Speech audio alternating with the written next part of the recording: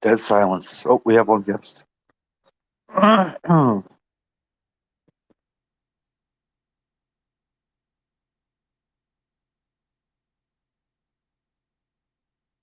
It's quiet.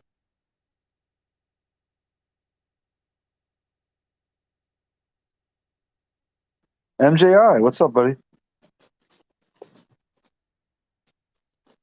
Go Fast Nation. That's funny. Go Fast.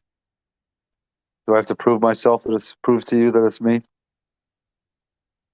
I think Landon buying a flower, a roses for her girlfriend or something. Goes, hey Nana, do I put the roses in the refrigerator or in the house or in the garage? I say put them anywhere that is cool. It's cold. As long as cold, they like cold. You know, don't forget Mike smokes in the garage. Yeah, smoking is nothing. It's just the smoke. What's up, Zach? As long as it's cold. MGI. I don't know if you saw or not. What's up, Zach? Hello. Kind of ended up racing a C8 yesterday, MJI. Fat Boy Fox, what's up, bud? Go fast, go fast, go fast. Charlie, Charlie, Charlie, what are we going to do with you?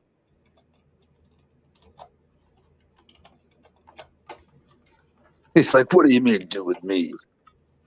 You driving, Charlie? Where are you at? You on the road? Yeah, he must have bought.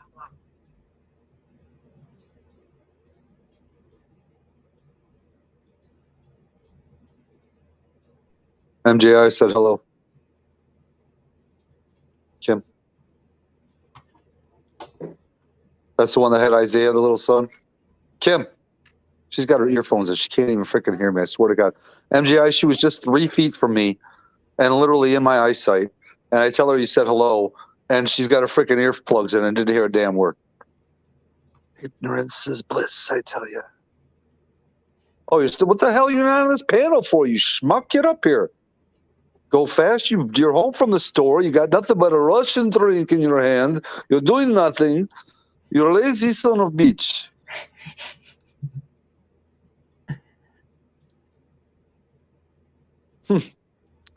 MJ, we'll get that point across here in a second.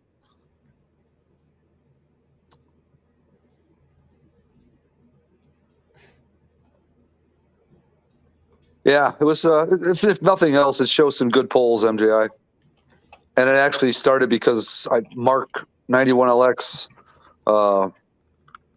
texted me earlier before I was going to go out and said, he said, "Are you going to be taking the 500 out today?" I said, "Probably." He's like, "Well, give me some video so I can see what a fast green car looks like."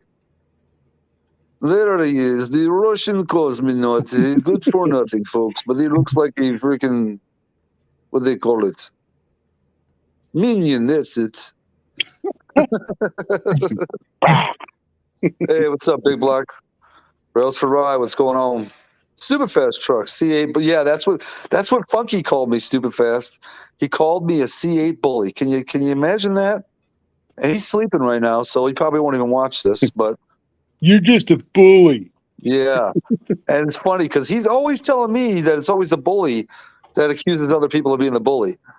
So, what does that make him? I actually watched that video earlier, Sublime. I was entertained by it. Oh, yeah. It was a quick, short little thing. Nothing too crazy. Yeah, I didn't comment on it yet because I was actually watching YouTube on my TV, and I can't comment on the TV. So. Oh, yeah. I know how it is. If I watch a YouTube video on Facebook, it wants me to sign into YouTube, even though I'm already still signed into YouTube. You know? And freaking, so I end up having to go to the YouTube side to watch it. Oh, bro, it's bad enough I'm not getting called a bully. Now I'm getting thrown under the bus while being called a bully. Thanks, Brailsford. Appreciate it, bro. You better go live, Brailsford. You know you will. Actually, Brailsford, your live will be the last one in a couple weeks before I leave to Tennessee, because I'll be leaving Wednesday morning at about 2:33 in the morning. Oh, God. I got to leave early. Oh, my God, Jesse, get out of here. Jesse, don't make me put you in timeout, you Jaffo. Yeah. Wham. No, I mean, I really wish you had different camera angles so I could have actually seen the car you were racing. See, But that's the thing, too, dude. I totally didn't realize it because I had to put the camera. My mount was giving me problems yesterday. It was staying on the windshield. So I was moving it around to try and find a clean spot. My windshield was dirty on the inside. I don't know what it was. Finally found a good spot, but it was all the way in the upper left corner. And I forgot to turn the camera to the right, which would have showed him get out on me on the hit when we raced. He actually did get out on me by about, I don't know, car and a half, 2 cars from the hit on the race. But then once we got to about 60 miles an hour, I'd already had him reeled in. really, Yeah. that's crazy. Oh, yeah, it's an Ultima. No, you can actually see it. You can see the car, Brailsford, if you watch the video. You know. I mean, I don't know. You can't see the car racing, so No, but you do see him pull up to the street, to the light. You know, in the right lane, on the other side of the car in between us. he could have turned. He could have turned. No, because I talked to him at that light, and then I talked to him I at the know. next light. So there's proof that he was still there. I know, Yeah. but no, Yeah, I mean, bro, I never sorry, I saw did. the car. Like while you were racing, I never saw the car enter the frame, so I know Yeah. he never got ahead of you. Yeah, that's for sure. So And like I said, the fact that he was, well, see, we were on a 3-lane road. I was in the left lane. He was in the right lane. There was a car in between us from the hit. So that's another reason why he was a little bit more off. He was, like I said, he was a car and a half out on me, but because he was that far off to the right, you couldn't see it. Plus, Yeah. I think his wife was seriously grabbing tight on his nuts while he wanted to start racing and said, "Yo, not the time, not the place, honey. Let's shut this down." yeah, I know how that is. You could see, use your reverse camera. Yeah, exactly. He even said, Brailsford, if you listen to the video, he said he was going to go. He said he didn't want to go hard, but he said he was going to go. Yeah. Oh, Jesse, stop. Hammer. So, are you coming down for the thing in June or no? No, I can't get off that time, dude. Like I said, I'm already taking off for Ford Takeover. I'm already taking off for Party at Mobs. There'll probably be 2 Party at Mobs. You know, my boss has already told me last week. Brailsford, draw your own conclusions, bro.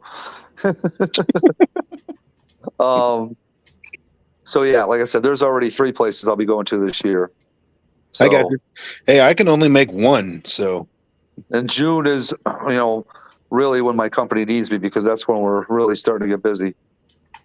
yeah. Yeah. Well, I mean, I'll see you in like a couple weeks after that, so it's not a big Yeah. deal. Yep. Because June my house. 23rd, June 23rd and 24th, MJI. Most people will be rolling in on the 21st, which is that Wednesday. Not me. I'll Oh, be a week all early. right, Jesse. I know you're Mr. Fast Man. I'll be a week early. Jesse, you used to be really nice. Now you come in here talking all this trash. What's going on, sir? This is not you, Jesse. You're normally a very good person. Hey, earlier in Mob's chat, everybody was saying that they're bringing, you know, their either their nice, you know, their fast cars or, you know, I think Boosted said he's bringing his F-250, didn't he? Yeah, but that's not the boosted truck. He had to get rid of that one. No, F-250. Yeah. So, I think everybody missed the comment, but I said I'll be bringing my Volkswagen Atlas, the slowest daily on the property. I saw it. I saw the comment. I saw it.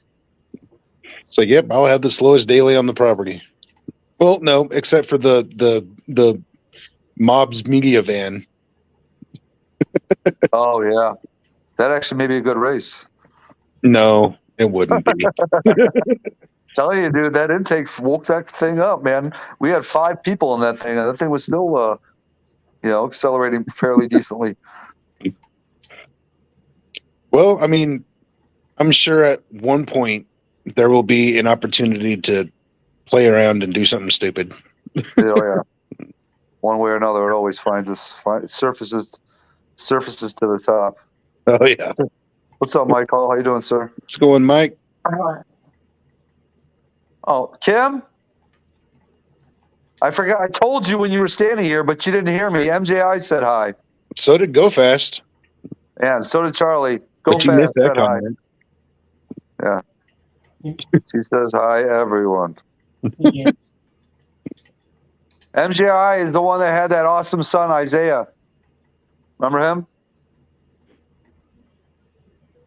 He's doing good. His wife just got a 68, I think, Mustang, 67. Sweet. Forget what year Yeah. MJI's wife's car is. I think it's a 67 or 66 maybe. It's a 66 fastback. No, it's not a 66. It's either a 67 or 68. Maybe 69. I don't know. Still a fastback. Yeah, exactly. It's dude. That's badass. I mean, the You never saw 69. pictures of that car go fast? No, I haven't seen it yet. Holy shnikes, dude. Wow. Dude, the bottom of that thing looks like it could roll across the Barrett Jackson auto auction show floor with the freaking undercarriage cam on it. It looks that damn good. Damn. Oh, It's a yeah. 67? A 67 fastback that's that clean, he did not pay a small price for that. He actually got it a pretty good dude. I want to say, MJI is going to kill me because I'm not remembering anything about his car right now. I want to say it's a 351, but I could be wrong on that too. Oh, he's right here. Ask him. He said it's a 67 fastback. But yeah, dude, the thing is bad to the bone. I mean, Brailsford actually, I believe Brailsford posted a short of it running where you can see it and hear it. Sweet. I don't know if there's driving video of it or not. So we need to get MJI doing a nice burnout video of that sucker. It's a 390? Oh, man. A 67 fastback with a 390, that is not a cheap car at all. No, Even dude, the thing- shell with that VIN plate on it is worth fucking 5 figures. And dude, the interior is just immaculate. Immaculate. And it's a TKO manual? trans. Oh, man. Yeah, Green car status. yeah. I've got pics that I can hear. I can send you pics and you can look at them. What's up, 4Blue? Hey, Blue. I'll at least I'll send you pics so you can see them here. If I kick myself out, I'll be back in a sec. Or if it kicks me out, All right. can you still hear me? Yeah, I can still hear you. All right, so let's find MJI. Yeah, the Big Block SN project is making forward progress. Are you still getting that roller from 4Blue? Yeah, there are steps that have been taken and we're just waiting on conclusions. Gotcha. Yep. All right, where's pictures of this badass car? So MGI sends me stuff all the time. Ooh, is that a video of it? Oh, here we go. Oh, all right, that one's gonna have to work. Can you still hear me? Yeah. Okay. Now, if you want some detailed videos or pictures of this, I can send them to you. Honestly, I'm thinking this is probably all you're gonna need right now.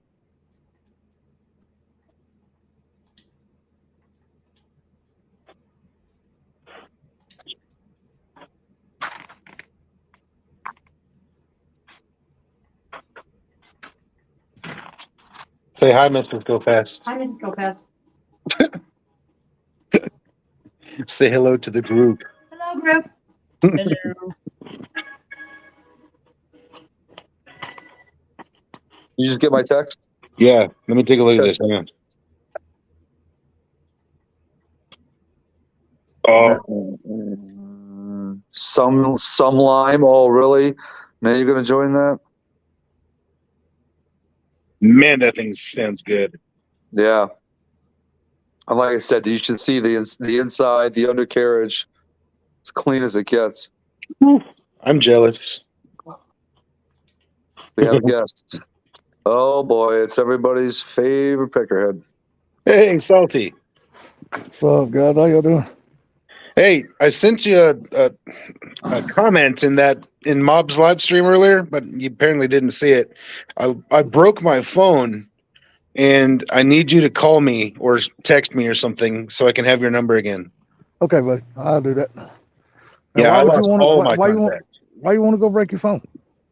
I didn't intentionally do it, I promise. Oh, okay. I was planning on buying a new phone like this week or maybe next week. Probably next week. But I don't know. It was in my pocket while I was loading cars, and I think I broke it damn near in half. So Damn. Oh, jeez. yeah. Probably fine. So What's up, buddy? How you doing, buddy? I got a S22 Ultra. That's what I got.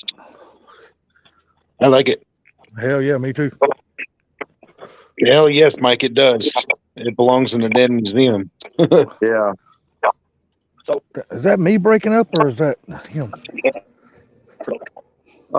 That's him, but just a little bit. It's not bad at all. What's up, 4Blue?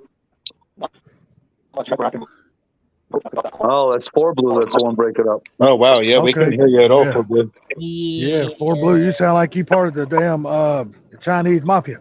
He's got the mobitis from earlier. Sounds like he's doing- Try say something now, 4Blue. Hey, if anybody in the chat speaking to me or something, just I'm letting everybody know I'm not looking at the chat. I got my phone over there on the table. I'm standing over here with my hands in my pocket. So hello to everybody in the chat. So, Stupid gotta Fast cover and everybody MJI one time. said, "What's up?" What's up? Yeah, no, nobody said hi, so you're fine. Okay, Tube State lover. No, no. Yeah. You got the room. No. Charlie, admit it. You farted on your phone and it melted. It's Hey, 4Blue, say something again. No, you're cutting out really bad, bro. Yeah, really bad, buddy. There's something going on there. My kid is old and charged doesn't last long. Well, go get a new phone, Proline. Probably due Blue, for are- a trade-in. Well, Blue, are look you here. Blue, are you standing in line to get egg rolls? Because that's all we hear people talking in the background. Merry Christmas. What's up, Gary? What's going on, Gary? Hello. Salty's playing pocket pool. Somebody's got to play with that motherfucker. Might as well be me. No, we can't hear a thing you're saying, 4Blue. Yeah, we can't hear nothing you're saying, buddy. We can't even make out one syllable. Nothing. Try going out and coming back in. Oh, there he goes. Well, there he goes. Yeah, it's like I can see him trying to talk, but I can't hear a thing he's saying. Exactly. It's like one of those movies. You know, you watch, their mouth moves, and about 5 seconds later, the sound hits. Yeah.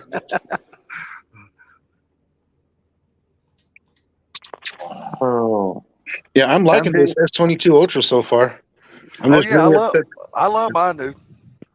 I'm just upset that I lost my fucking contacts and all my pictures and videos and everything. Oh my god. Well, let me ask you something. $57,000. yeah. Hey, you do know that Android has something like the cloud for the iPhone, right? I know, but I didn't have it signed up, so You didn't. Your other phone didn't back up every now and then. I didn't pay for the service, so no. You don't have to pay for it. It's a free one. Yes. Well, when I told you that since the website. Jesse, you said you were going to be nice. got to try that, so Jesse, what's he talking about? Not that he's saying, you know, MJI's car for 67 grand is better than a new GT500, which, you know, is arguable. I It would is definitely arguable. agree with that statement. Yeah. Well, I tell you what. You take both of those cars to Barrett Jackson and see which one has the most people bidding on it. And it I would be the guarantee you 67 it fastback, Yeah, it's Yeah. 100%. That would be Jesse's car. especially a Don't be- manual No, train not Jesse's 390 car. car. Yeah, MJI's I'm sorry, wife's not Jesse's we're car. talking about. Yeah. MJI's car. MJI's Yeah. wife's car. There'll be more people in the audience bidding on that car than they will a new GT500 in a heartbeat. That's Jesse, not even a question. I love classic Mustangs too, Jesse. Don't get me wrong. And I'm not, like I said, if you put both of them in front of me, I'm going to sit there and think about it for a long while before I choose one of them. That's for sure. I'm going to be honest with you. I don't know if I could choose one because I'd want them both. Yeah, exactly. Yeah, You know, I hear that. I'll But if just say, somebody hey, tried handing me the keys to a 67 390 manual trans car and a 2020 GT500, I would snatch up the keys to the 67 faster than you could blink. my answer, I'm taking the GT500, the new one. See, I'm more pinks on that. I'm going to take the GT500. I'm What's up, gonna take Pinks? one that is faster, handles better, and I can put on the track really easily. Well, for me, now that I'm older, I have fell in love with the creature comforts of today's technology. Don't get me wrong. I love the raw feel of the old 67 and the power, and you got to manhandle those cars when you drive them, and you get to feel everything. But in these new cars, dude, I mean, you just cannot beat the ride quality those cars give you with the power and the performance and all the luxuries that they give you at the same time. Oh, yeah, I agree. But I'd still take the 67. see, Now, what here's I would my- really like to do, I'd like to take a 67 fastback like MJI's wife's car and put an entire 2020 GT500 running gear in that car. My Now, that answer would would be be, freaking fun as hell. And my a answer suspension. my answer would be, can I have the GT500 for 3 days out of the week and the 67 for the other 4? There you go. See, because if I could take a car like that and put a modern GT500 suspension, drivetrain, and all that other shit in that old body, then I would have the best of both worlds. I would have the perfect car. If you ask me. That would be the perfect car. Can you hear me? Yep, Yes, we sir. got you now. Much Yes, better. sir. Is it better? Much better. Yes, sir. You're 100%. We can hear you clear as bell now, buddy. Yep, you're Yeah. perfect. All right, hold So- on. Now you're talking salty.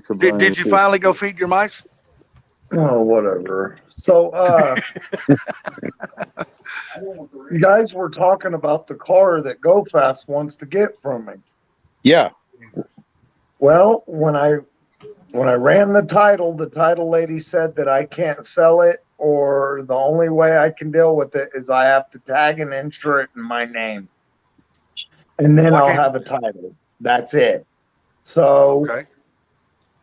last week she said I should have it this week. Yep. You told me all that last week. I was telling them. Oh, gotcha. Yeah, Oh, Pro okay. Line. No taillights like that. No. So Hate those basically, taillights. what she's telling you, you can't sell a third-party title. The title clearly has to be in your name before you can sell it. Basically, that's what she's telling me. She told me it was something to do with a dealership. Yeah, it's like a third-party title because the title is in somebody else's name, and you're trying to sell it. So it has to be, the paperwork has to be legally in your name before you're legally eligible to sell it. I can understand that. That makes sense. So Hey, as long as everything is kosher, that's all I'm worried Well, about. the first question I got is, do you even have a title for the car? yes, but it was fucked up, remember? And it was signed by the somebody else that bought it. Oh shit! No, it was no, what it was the dude. So I still deal with the lady. Her brother is the one that owned it, that also owns the car lot at the same time. Do you see what I'm saying? So the car is in the car lot's name. Yes, and he passed away. Horrible flavor. So what happened to the other cars that was at the car lot? They were all sold at auction, but this one was her brother's personal car, so she kept it. And you got a guy that owns a junkyard there, and he sells used cars. Yes. and all he's got to do is reassign that title to him, and he can put that car in your name. That is what is going on. So basically, like I said, it's a third party title, and they're trying to make sure that they just want to make sure you're the clear owner, Well, so the you can sister legally sell has the car. Power of attorney and where she's got control of his estate. Right, but she don't have the dealer license to Right. put that car to reassign it to somebody else. So you're going to have to do it illegally to make it legal. Yeah, exactly. Well, so they found a way to do it legally. So it's actually Kansas that's doing it. Oh, so you What's went up, to a 91 different Alex? state. Sorry, bro. So, Mark, Say what? So you went to a different state. Bro line, what's up?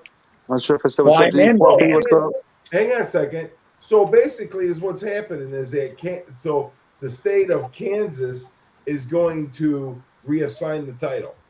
Yes. Is it an out-of-state title? Somebody asked. No. Okay. No, it's just that the title is in the car lot's name, and when the owner of the car lot passed away, it left the title in limbo without any signature on the back transferring the title. When you have a car lot, Hey, Amanda. you have a title that you buy. If you buy a car from an auction, whatever, the car is automatic. Title is reassigned to your name of the car lot. That car lot has to then again sell the car, reassign it to the person that buys the car. Yep. The guy's dead, so nobody is there to reassign the car. With her being ahead of the Where's my hat? Power The of attorney. estate. the estate, she cannot legally reassign that title because it was in the dealership's name on the title. Right, but she's the one that dissolved the dealership after he died. But she did it probably through the auction, and the auction could reassign those titles Oh, because they acted as a broker. okay. You get what I'm Basically, saying? Gary, I went through something like that when my dad passed away, because my dad didn't never leave a will. He just left a verbal agreement amongst us kids, giving me his truck. So when I went down to the tag office after he passed away, I had to show his death certificate and everything just to be able to transfer the truck over into my name.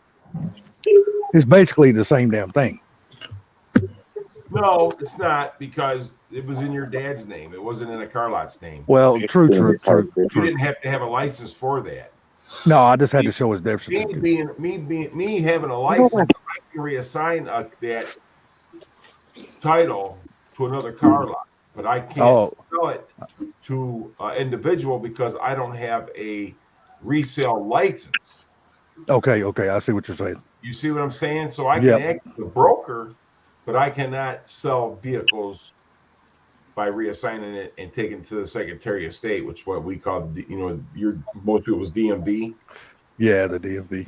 Right. So ours is called Secretary of State up here. I cannot put a car into a person's name because I don't have a license to do so. I just got a license where I can broker it or I can junk it and sell parts off of it and stuff like that. I got you. Oh, So basically, However it's most happening. basically most of the cars in your junkyard are not titled or in your name. Basically, you just are able to sell parts off the car. I can sell parts off the cars. I can even sell the cars to another car lot or junkyard. I got you. So you see how I have to do things, right? Yeah, you just can't sell it to an individual. In a way I can, but I have to go around things to do it. Yeah. I see what a lot of damn headache and paperwork. Well, not that. we need to implement the diplomatic immunity. The car's legal. So I know Go Fast said as long as it's legal, it's legal. That's not a problem. It's Yeah, at just the a end of the day, cluster it will fuck. be legal when everything goes through the, Yep. the Like I was chain saying, of I don't care command, how it it'll be happens, legal. as long as I get a clean, clear title at the end of it. That's all I'm worried about. Well, the thing of it is, though, is that now, so you're in Texas, right? Go Fast. Yep. Are you guys a title holding state, or do you just have to have a bill of sale? I have no idea what that means. Some states don't need a title; they just need a bill of sale. Same here. That's here in Georgia. If I the think car is they're- old enough, you don't that need a way. title. So No, if no, you get- we have to have titles. Okay. Yeah. Yeah, because I've had the title to a couple of vehicles now, and they're they're all Regulators. they all got to be Yeah. titled. So Yeah, Right. like down here, if So- a car is a certain age, you don't have to have a title to buy it or sell it. You can just sell it with a bill of sale. And then once you go to the tag office or the DMV and the tag office down here is two totally different things.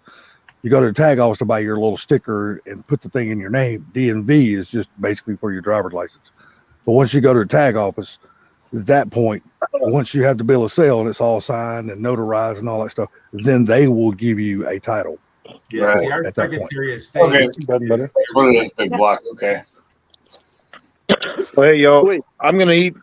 I know it's late, but I'm just now getting to eating dinner, so Dude, I ain't been long got through eating my damn self, dude. Don't feel bad.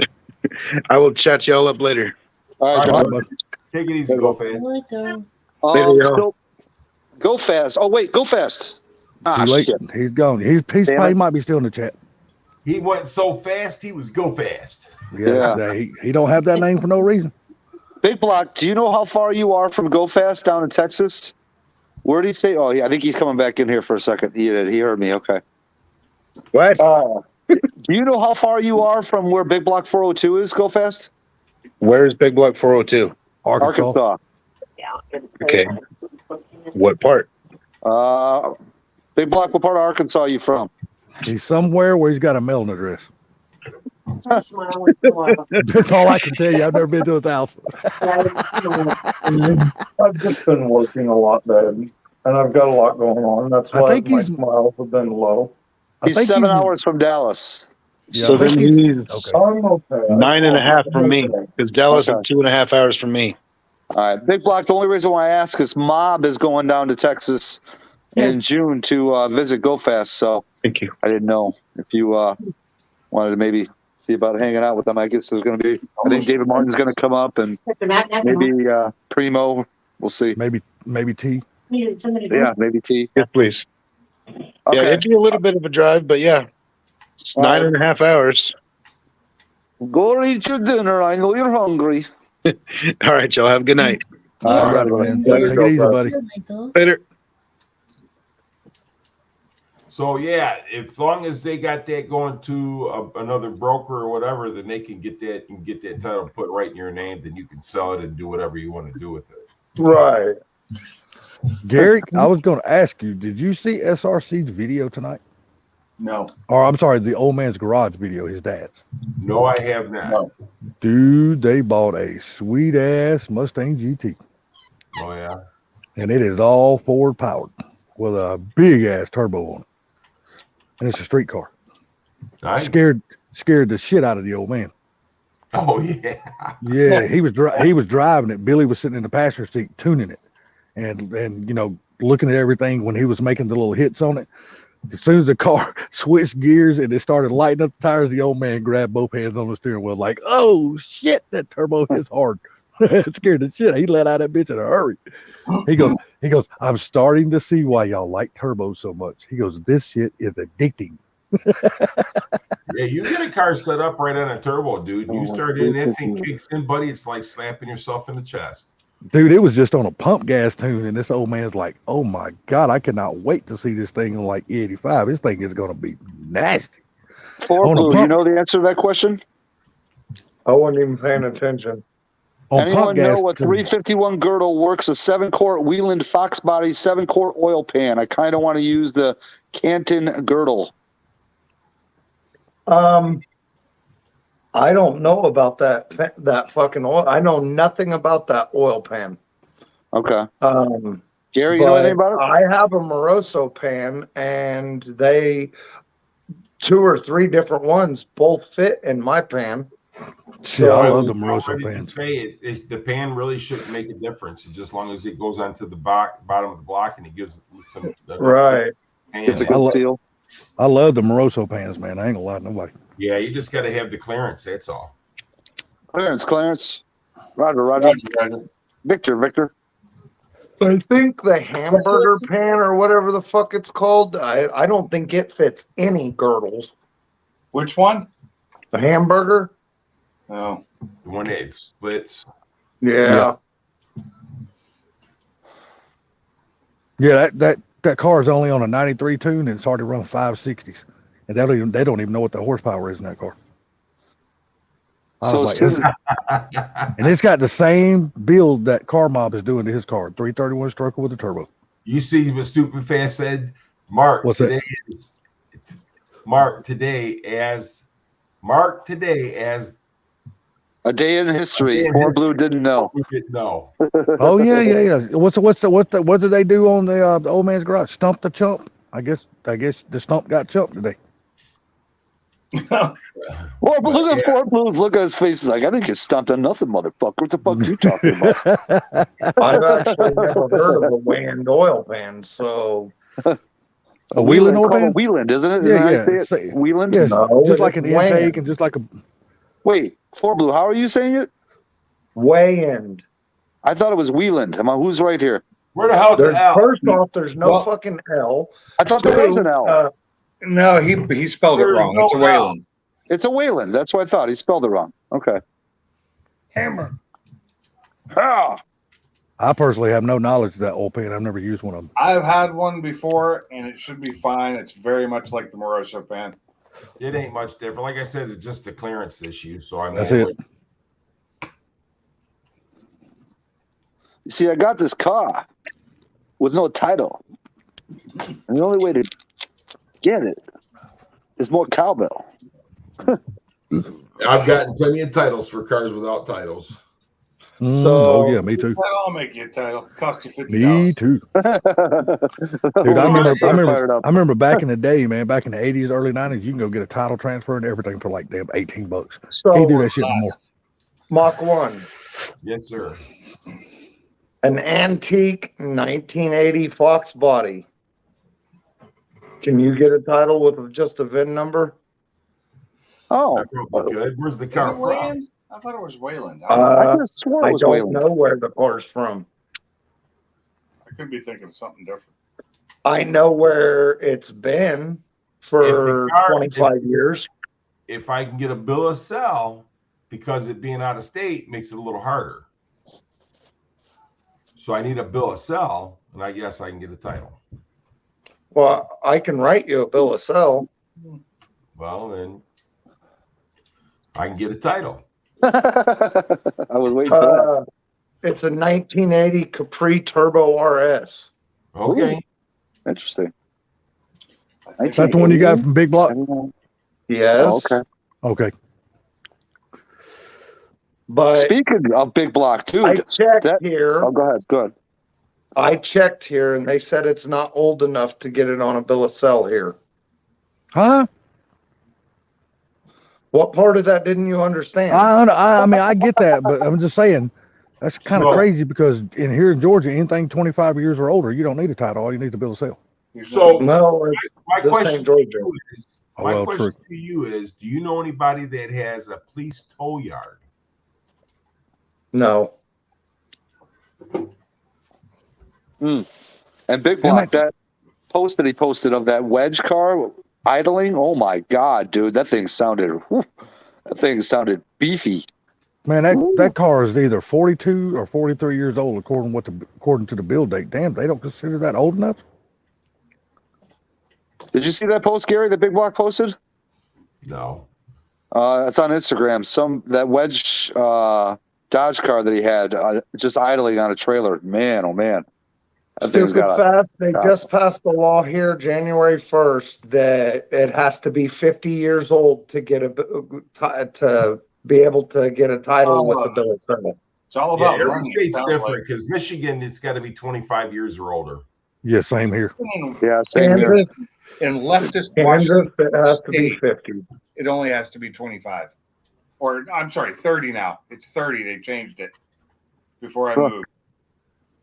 Of course. Yeah, I don't know those other state rules, but I do know Michigan's. Well, you can go around about and pretend like the car was sold to Gary, and then let Gary go get legal paperwork for it, and then he just transfer all the paperwork to you.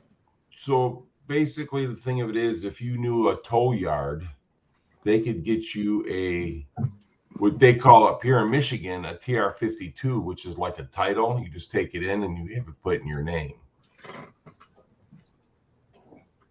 So you guys don't know any police impound yards or anything like that around there? Oh, big block. Unbelievable. So I know my buddy that owns the salvage yard, but he's not a police yard, and he said he can't get one for it. Because he can't go through the police to get it. That's why. Right. It's got to be a tow yard, because that's what they get. Is that in Michigan it's called a TR-52, and the tow yard has to have it for like 30 days. Then they'll get the TR-52. Then they can auction the car off with that TR-52. Yeah. Yes, the TR stands for title registration. And it gives you the ability as the buyer to get that car titled in your name. Okay, so there's nothing you can. So this car, I think, sat in Arkansas salvage yard for 25 years. So did Steve try to get a title for it? I don't know who Steve is. Big block. Big Block said that he could, but I think he said that he could, but he thought it would cost like $400. That's Illinois taxes right there. Well, this is what it is. If I have a bill of sale on the car and I take it to get a title for the car, and they say they'll look in the blue book and they'll say that car is worth this amount of money, this is what you got to pay taxes on. Yeah. It's like a ad valorem tax we have to pay here. See what I'm saying? I wonder what the blue book says in 1980 in rough conditions worth. They won't go by rough conditions. You would have to look. Yeah, it goes by the lowest price. You would have to look it up and see. Huh. Like I said, you could go the long way and let Gary get the paperwork and try to get the car in his name up there. And then once he gets it all legal there, then he can just sell it to you for $1, or at least make the bill of sale like I sold you this car for $1 or some bullshit like that. Well, then see, you can legally go get the car in your name. The thing about it is, Big Block, is that it being a 1980 Capri or Mustang, you would have to go to a historical blue book to get the price. Yep. And where do you I've never done that, Gary. So where would you go even look for that at? Oh, you get it out of Kelly's Blue Book or NADA or whatever. I mean, they all got them. Okay, I've never looked at a historical blue book. Yeah. I couldn't. In this state, it's weird. I couldn't register my car in this state. One, I got an Alabama license. They wouldn't let me do it with my Washington license. I had to get my Alabama license, and then I had to have the car. So, like, my Mustang didn't get registered until I got it back here because I couldn't register it, and its license plate had been out of date for over a year. Dude, when I went to license the 500 or get it tagged with plates, I had to go through a nightmare to get the title sent from the dealer to up here because of a clerical error. The mileage that they wrote on the dealership didn't match with the mileage that was entered in the computer. So they were like, I had to get something written from them saying what the actual mileage was that matched up with their damn computer so the title could be sent. I'm like, are you freaking kidding me? What's the difference between 12 miles and 9 miles? Come on. It's a fucking title. And that's another thing. The thing of it is that when it's a late model car, that's why it's so hard. For an older car that's 40, 50 years old, it's not as hard. You get what I'm saying? There's a big difference. Yeah, because I think mileage at that point really don't mean a whole hell of a lot at that point, does it? Like Big Block right here says that he can get a bonded title. I can get bonded titles up here in Michigan too. You should be able to get them any state. They call Big it block, big Yeah. block. 4 Blue, did you see that? 4 Blue? I'm reading. Okay, I just want to make sure. Didn't know if you're frozen. So yeah, they call them branded in some states, salvage in other states, and No, bonded.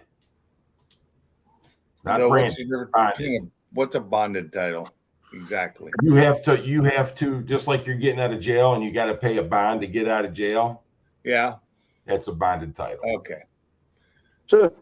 I need to get my title out of jail, please. What's his bail? Okay, and let me ask you something. Once you get a bonded title and then it transfers, how do you get that car out of bond? It's That not, title out of bond. You're just, it's just an insurance. So like you're in jail, right? And I go Yep. to a bondsman, I pay him to get you out of jail. That's an insurance. So Okay. you see what I'm saying? So it's the same thing with the title. The title, that bond is an insurance stating that if that car comes up and it's been stolen or something like that, it'll cover the car. Oh, okay. I see what you're saying. Yeah, I got you. And if you run from the bondsman, that means I lost my money. See, I see what you're saying. Yeah, I got so you. it's not even worth Fuck fucking that. with. I'd probably end up just scrapping it then. Well, how good is the body on the car? About a 4 out of a 10. Then I wouldn't fuck with it. Yeah, I'm not. I'm just gonna scrap it. I'll load it down full of iron and fucking just pack it full of iron and scrap it. I'd I pull don't every know. good part off of that motherfucker first, though. See, that's That the car's got thing. a lot of good parts on it. I've There never ain't gotten nothing to a on it. place in Washington. There ain't I nothing couldn't get on rid it of a worth single anything, car. really. I couldn't get rid of a car if I didn't have the title for it in Washington. Even Really? if I You don't cut think- it in half. You don't think there's a whole lot on that car that's actually worth anything? No, I don't. The fucking hood scoop's missing. There's dents in the hood. The front nose has a tear in it. Quarter panel's caved in on one side. Not bad. It is. I mean, I could pull the fucking quarter plastic off and just pop the dent out. The rear hatch is rusted the fuck out. The window's about to fall in. The bottom, the problem is the shell of the car is fucking solid. That's the problem. The shell is solid. I mean, I haven't been underneath of it except for when I was unloading it from my trailer. Right at the, because all I did was hook a chain to it and fucking drag it off the trailer. If the, And- body, if the body on the car is solid, it's worth getting a title for it because you can always build the car. The shell is worth getting a title, but it's not worth spending $500 just to get it tagged. Right. Just So to get a the title. other thing is, before you do anything with that car, you need to talk with Trunk Bag Jim because he needs the under the dash harness for his Capri. Yeah. Yeah, like I said, there's probably a lot of parts on that car. Believe it or not, you might not think so, but the Capris are hard to come by, and there's probably a lot of parts on that car that people are willing to buy. Well, it's a fucking factory black interior car, and the dash is solid. Well, shit, that makes it right there worth them parting that car out because hard to get parts, especially black I miss interior. my old Capri. Yeah, big block. It drops off after a while here in Michigan too. And if you hold on to that dash long enough, Mr. Gary might buy it because he just said yesterday in his video, I wish I'd have kept that dash out of that car before I sold it at the junkyard. I could have used it for the Fairmont. That's exactly what he said yesterday. Right, yeah, like it says, you can get titles for them, dude. It's I mean, it's just whether what you want to do with it. That's the main thing. It's Well, how I much wanted to time keep and it. energy. I really wanted it, and I wanted to keep it, but if it's going to be that much trouble, I know I can't get one here. So here, it's nothing but a parts car or a full-blown race car. So my question to you is, your buddy that owns the junkyard, doesn't he buy cars out of police ponds and stuff like that? Yep. Then he knows the police pond. They'll probably get him a title for the car for a small fee. There you go. You're probably right. Because it's what it is. They get it under an abandoned vehicle is what they do. Ah, I would look more into it, Blue, before I just decided to scrap the car, because it might not be as much of a headache as you think if you can find the right people in the channel to go through. He's like, I ain't got time for that shit. Well, I mean, he's got plenty of time. Too much shit on my plate as it is, don't I? Say he's got plenty of time. He's only got 50 other projects in front of that one. Yeah, you got plenty of time. Yeah, he's got 50 other projects right in front of that car, so he's got plenty of time to do the paperwork. Fucker's been working till 8 or 10 o'clock every night for the last month. You think he's got time to wipe his ass? No, like I said, look, he's only got 50 other projects in front of that Capri, so he's got plenty of time to hold on that Capri and try to get a title for it. Hey, listen, hang on a minute now. You forgot about the house. That's why I said he's got 50 other projects, including that house. No, here's what's going to happen. I'm going to tell you what's going to happen.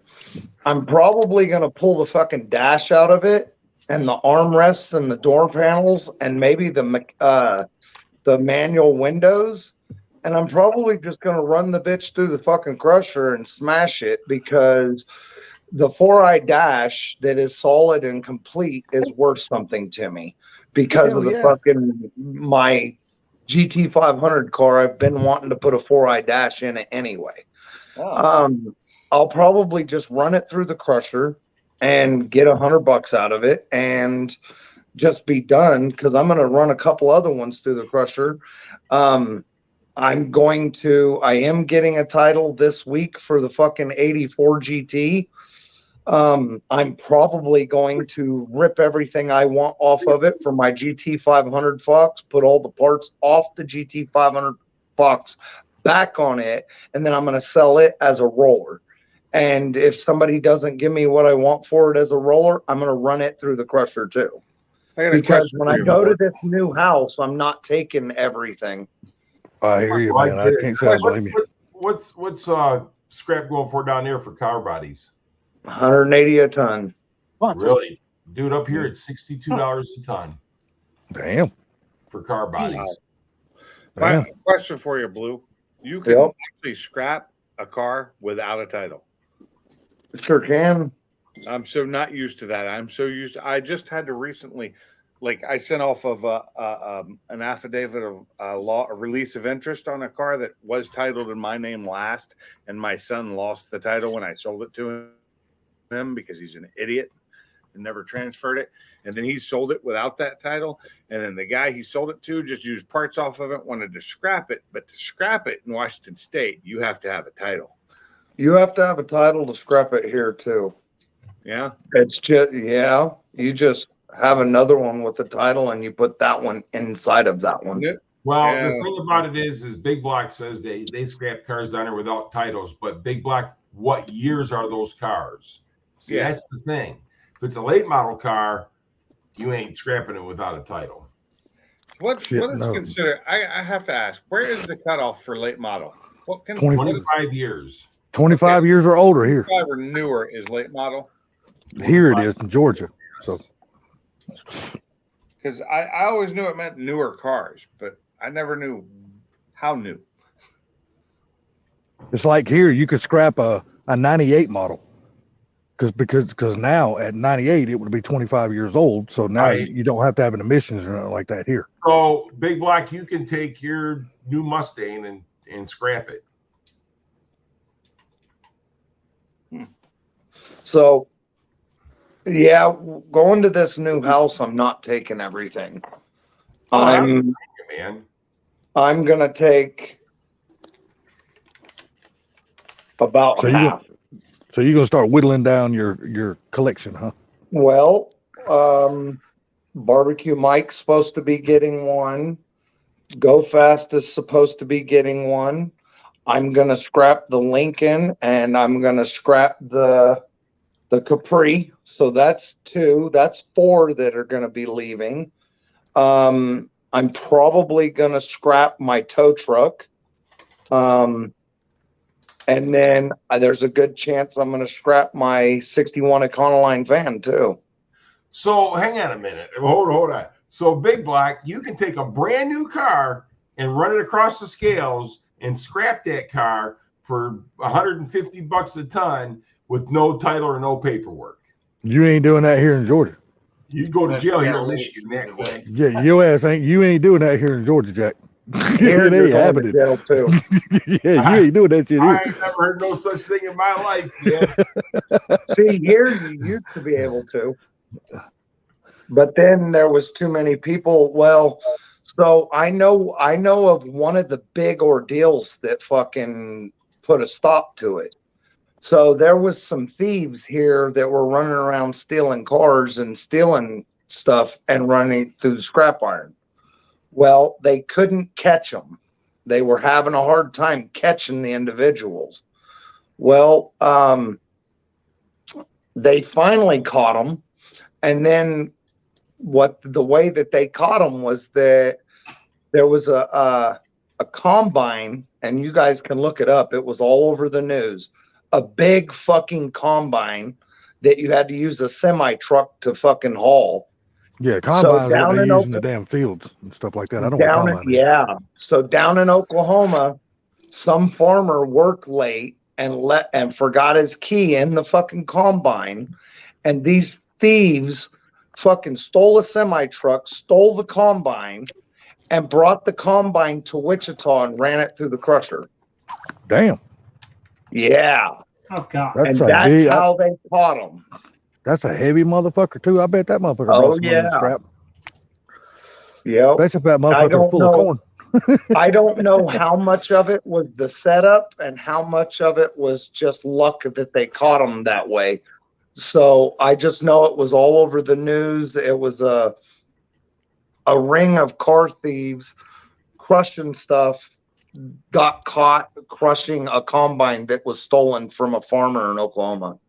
Well, see, Well- that's what they did the same thing up here in Michigan. They was doing the same thing. They was bringing cars out of Ohio, out of Indiana, and they were bringing up here and scrapping them, or vice versa. So is what had happened is that now there's certain rules and certain things you got to do if the car is out of state. Mhm.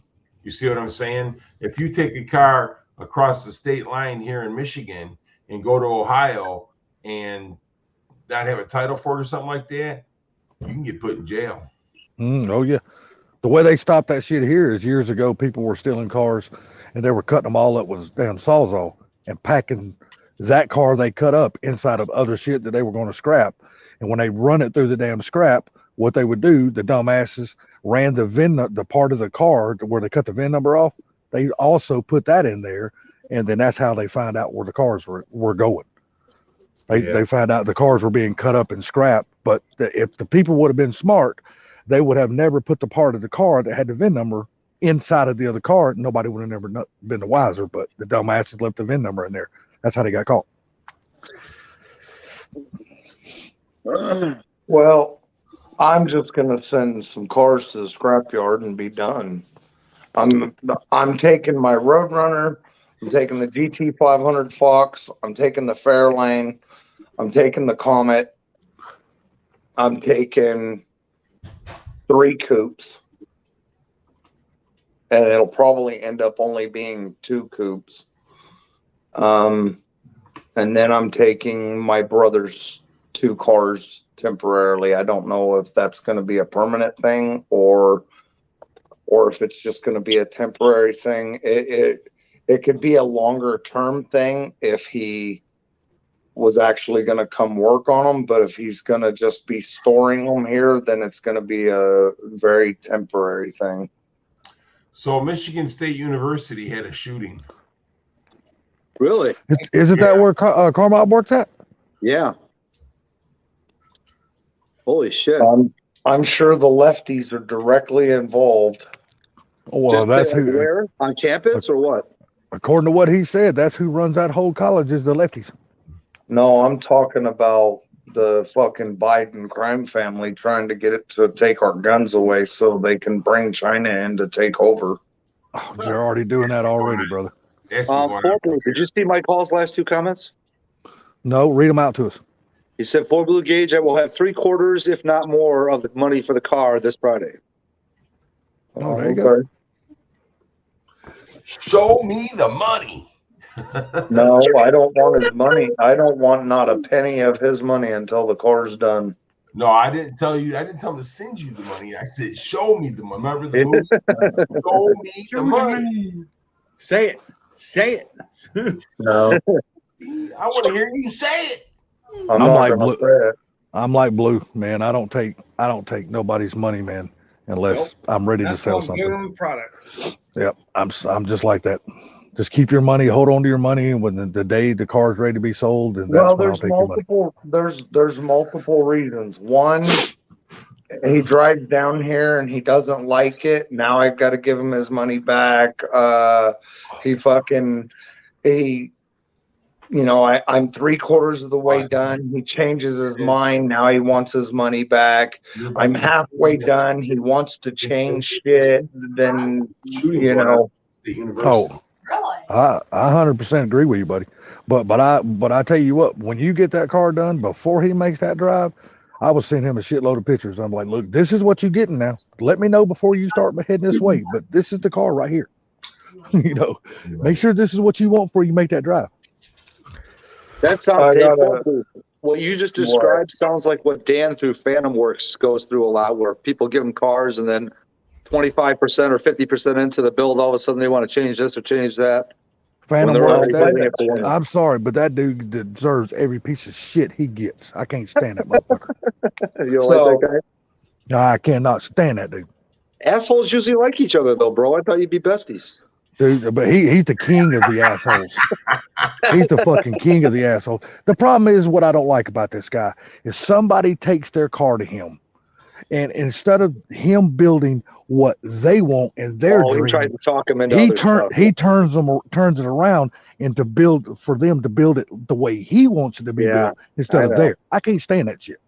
I'm like, look, motherfucker, this is their car, their dream. Build it the way they want it.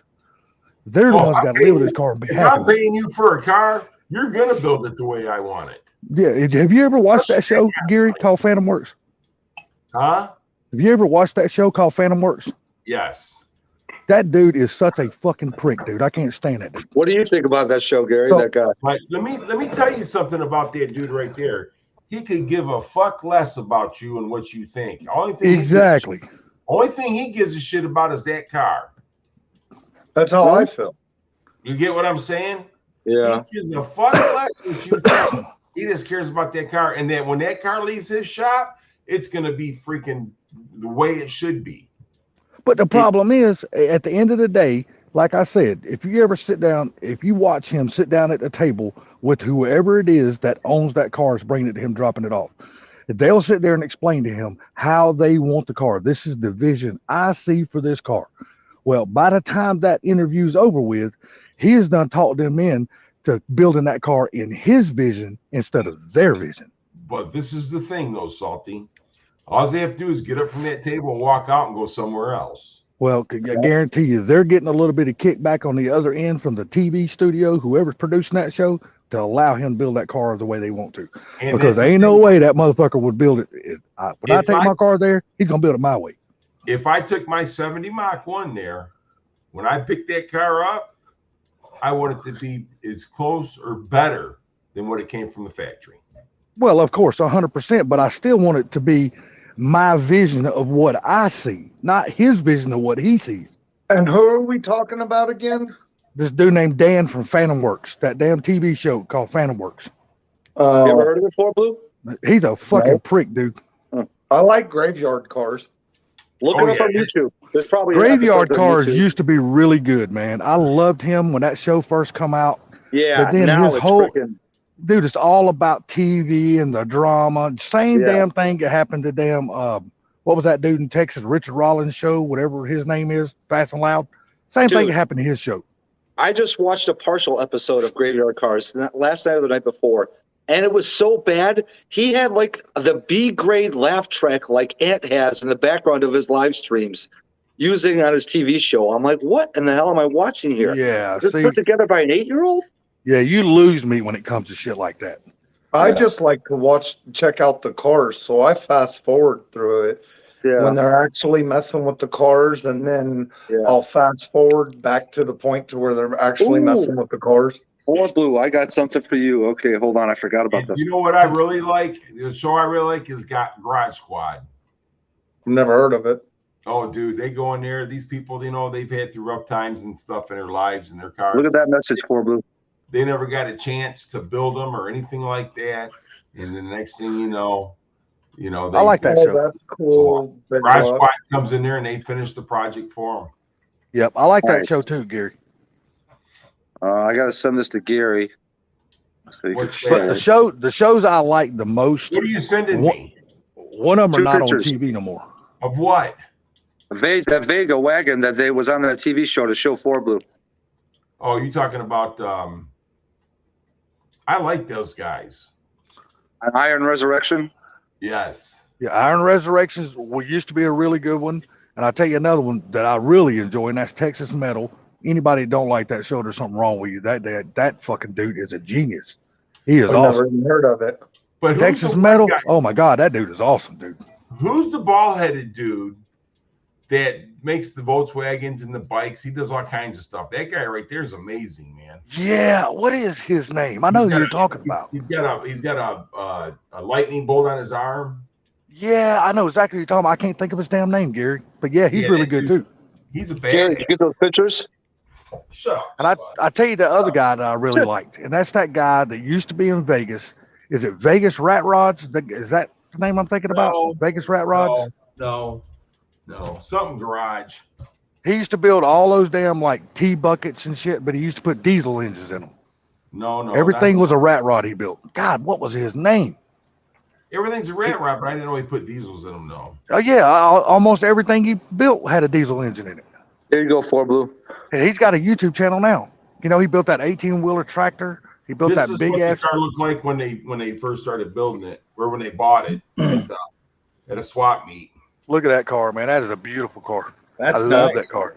Hell yeah, I love the Vega Dude, wagon.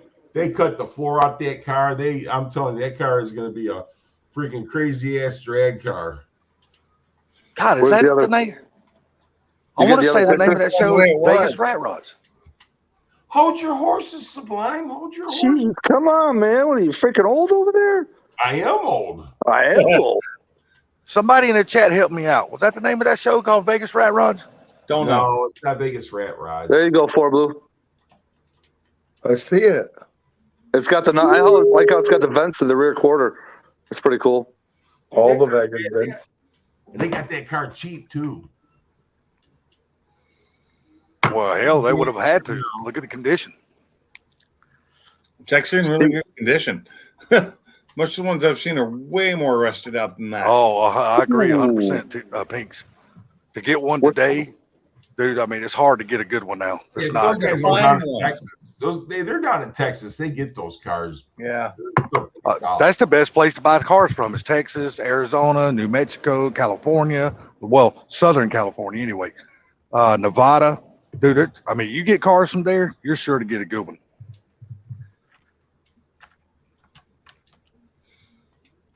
Oh, what's up, Nate? How's it going? Nate said Steve Darnell was Vegas Rat Rods. Yes, that's who I'm talking about, Steve Darnell. I don't Yes, think that's that- what I'm talking that- about. That dude is a fucking 91 set of two. Matter of fact, the name of his shop is called Welder Up Garage. Yeah, I that's thought- what Yeah. 91 said. Welder up. Yep. Yeah. That dude's a fucking genius, dude. Man, he is so Yeah, good this- at what he did. That's not who I'm talking about. Oh, I know who you're talking about. I just can't think of the guy's name, but I know who you're talking about. But that dude Welder Up, dude, whatever, Steve, that dude's fucking badass, dude. Gary, there's a question for you from Mike Hall. And he's got a kick-ass YouTube channel also. Mike Hall, let me tell you something. Let me tell you ask me something. questions- You ask me questions, I might lie to you. Because Gary Oh, has a newfound love with Google. I would have to look. I would have to look it up, Mike. I'm not sure. Hey, Gary, in that Yes, video sir. of yours I watched today, that was a sweet looking Focus you had out there in your driveway. Oh yeah, I've had a lot of them. That was what, 7 years ago, back in 2015, almost 8 years ago. Probably. Yeah, Jesus, you went through the archives, didn't you? it popped up in my feed, and it was an RS Camaro, and I actually really like those Camaros. I had that. I had a bunch of them. Yeah, that RS Camaro, dude. I paid, but I think I gave the guy $500 for it. Oh God, I wish. I know you said underneath it was kind of needed some work. But how much did you sell it for? Well, the guy I sold it to a guy come to the yard and he bought it, and he took and stripped that car and put a floor in that car and everything. Yeah. Well, Gary, I want to ask you, have you heard anything out of the guy that bought your Mustang, the one you just sold? Didn't you say that guy also had a YouTube channel also? Yeah. He's really sick, man. He's in the hospital. Oh, no shit. Yeah, he's an older guy. He's got a lot of health problems and stuff like that. It's Cutword 59 is his YouTube channel. Okay. But yeah, he's really, really sick right now. Oh shit. Well, if you talk to him, tell him I'll keep him in my prayers for sure, bud. Well, I appreciate that. I don't like to see nobody sick like that. Yeah, he's a good dude, man. The good guys are all dying. What's up with that? All the old guys. Oh, damn, dude. TK's Garage released a video today of a C8 Z06 that was crashed. Ambulance rebuilt, Copart walk around. It's already a Copart. Man, this thing looks in rough shape. Oh, did they already start releasing the Z06 to the public? Oh, yeah. Okay, There's I didn't know people out that. there. I didn't know that. I didn't know that. There's a handful of people ago. YouTubers like months ago. Yep. Okay, well, that lets you know how much I pay attention to the YouTubers. If usually if it's somebody that we don't know, usually I don't watch them. You know what I mean? I watch a couple of big channels, but I see them whether I watch them or not. I know a video I was impressed with today. I watched the Cletus video when they took that damn Mustang down the track. Boy, it surprised the shit out of all of them. That thing was sweet. That Godzilla engine is badass sounding. That son of a bitch And that surprised all Linko of them. transmission, the Linko with the Bruno on Wait, it. whose car is this?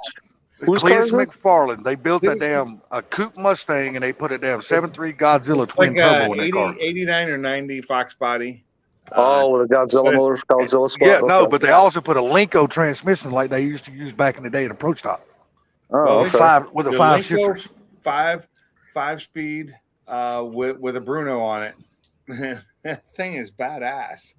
I bet. Hey, did you hear how fast that thing come up on the boost? I mean, up on the trans brake when he damn hit it. I was like, God damn, it was like 3,000 instant. RPM, it was almost it was at over 3 pounds. Dude, there was no spool time. As soon as he hit the brake, that motherfucker like zip, it was there. I was like, God almighty. Yeah, it's McFlurry is going to be a beast. It's gonna be a beast. But they're having some boost creep issues because he didn't even run it to the 8th. He let off before the 8th and he still did a 1050. Yeah, coasting. Dude, he let off before the 8th and still went 1050 in a quarter. Yeah, Cletus Lovers with his Ford engine and car. 91. That just lets you know, because what did it run, like a 540 in the 8th? Yeah, it was like a 540 in the 8th. And he That's- let off at like what was it, 330? I think it was like I think he let off like 400 feet or something like that because the car started going right. Yeah, they gotta fix it. It needs some work. But I mean, they stayed up till 4 o'clock the morning before working on it, getting it running. Yeah, because sick week Okay. started today, Yep. and they had to get the car down there for sick week. Their videos are always a day or two behind, Yeah, well, let's and see. that's fine. Well, no. Sick week started They today got because the sick it week. starts on a Monday. Yeah, they got the sick week today on their video. Yeah, it starts today. It's Monday. That's when sick week Today starts. Monday? Yep. Oh no. Today was Monday? God damn it. All day long. All fucking week. Yeah, all day long. Jesus. Thanks, Salty. You just made my night. Yeah. You're so much welcome. Yeah, that 7.3 is badass, Mike. Yeah, but you got to understand, this is not well, the block and everything internally is all stock, but they got like Texas speed cam, Texas speed heads, Yeah, different intake manifold and all that kind of Oh, shit. So they added power to that so much. Yes, I went to work today. I hope you remember going to work today. It ain't been that long since you got off. Oh, I got off at 4 o'clock. So That's what I'm saying, it ain't been that many hours ago. Hicks, you already posted the installation of those side pins on the bumper video, didn't you? Yeah. Dude, I'm not getting notifications for so many people. It's not even funny. That was a short, so you may not get it. Oh, it's just a short. that's why. I didn't do it in long form. Oh, you didn't do an actual video No, of it? Like I was so when I did that yesterday. I did that yesterday, and it was late when I started it, and I didn't have time to set anything up. Oh, gotcha. And I just wanted to get it done. Did it go smoothly for you? Oh yeah, it actually went pretty smooth because I wasn't videoing it. Yeah. When I video it, things go wrong, and it takes forever. It's still, even with me not videoing it, took me over an hour and a half to do it, both sides. Well, I'm glad I got you on here, Pinks, because I need to ask you an electrical question since you are the electrical guru. Don't shock yourself. Well, And when people say they were electrocuted and they're still alive, they no. Let me just tell you what my truck has all of a sudden decided it wanted to do for some reason. All right, you know how you go up to a red light or something and you flick the blinker and it starts blinking 100 miles an hour and that lets you know either the front or the rear bumper, the bulb is bad. Yeah. Well, so today I drove down to the parts store and bought a new bulb, put in my truck, came back home, it worked perfect. Well, tonight I go out there and go to the store in the dark, turn my lights on, and the son of a bitch started blinking 100 miles an hour again. I turn my lights off, it goes back to blinking perfect. Check your relay. I'm like, what the fuck is going on? There's a couple of things that could be a ground issue, a battery issue, just without any more information, ground issue or battery issue. Well, the guy at the parts store asked that he want me to order another computer board because the way these tail lights are in these trucks, you take the tail light out and then you got to take this little computer board out and it's got the 3 bulbs on the computer board. Yeah. And he said these things are notorious for those computer boards going bad. You can clean them up and fix them yourself. I know the exact board he's talking about. Well, how do you clean that up? These are like the flat plug-in bulbs. They don't have them damn two little, like the 1157 bulbs. They don't have them two little balls. They're just like a plug-in bulb. Yeah, it's you have to have like the small tools and stuff to clean electronics. Shit, I'm blind as a bat. Ain't no way I can clean that shit. The easiest way to do it is if you replace that and you still got the problem, then you got a grounding issue or a battery issue. I'm gonna take that bitch to somebody else and drop it off and let them fix it. If I order this new board, it don't work. Yeah, so if you order the new board and it doesn't work, and generally the board issue is a grounding issue with the board itself, and it's just having problems because of corrosion. Okay, well, I'll call tomorrow and tell them to order me another board then. Yeah, which truck is this again? My 97 Silverado. Okay, yeah, okay. I had an 07 that had a similar issue in it, but it went back to the old style bulbs with a similar board in it. Okay, well, mine don't have the old style. Like I said, mine don't have the ones that's got the 2 little balls, you know, where you put in, twist and turn. Mine just got the little flat thing on the end. You just push it in and it just locks in. There's no twisting it. Just push it and lock it in. We got the newer style bulbs, which are fine, but those can be problematic too. I've had problems with those even in the Mustang I have here. Salty. Yes, sir. The show I'm talking about is that Full Custom Garage Mr. T. Full Custom Garage Mr. T. So many shows. I've never heard of that show. Huh? Full Custom Garage sounded familiar, but when you added the Mr. P or whatever, then it got weird. See, the name don't ring a bit. The name don't ring. Blue, you have a good one, brother. Fall asleep, man. I'm gonna go on. Blue. Take care, all right, Blue. Take care, Blue. Have a good night, sir. So it's called Full Custom Garage. This guy, I'm telling you, man, he is freaking awesome. Dude, I tell you another show that I have been really liking. And I can't think of the name of it, but he started it. You know the guy that owns Vice Garage on YouTube that got his new show on Motor Trends. That damn show is actually pretty good. Can't think of I like that show. My son watches it. I don't. Yeah, I actually like that damn show. That show's pretty good. I had Motor Trend for a while and then realized I paid for it for a year and I barely watched it, so I didn't pay for it anymore. Oh. And when you don't pay for it, you don't get all the options. Yeah, true. Gary, you working a double D tomorrow? No. Oh, the hall. Yeah.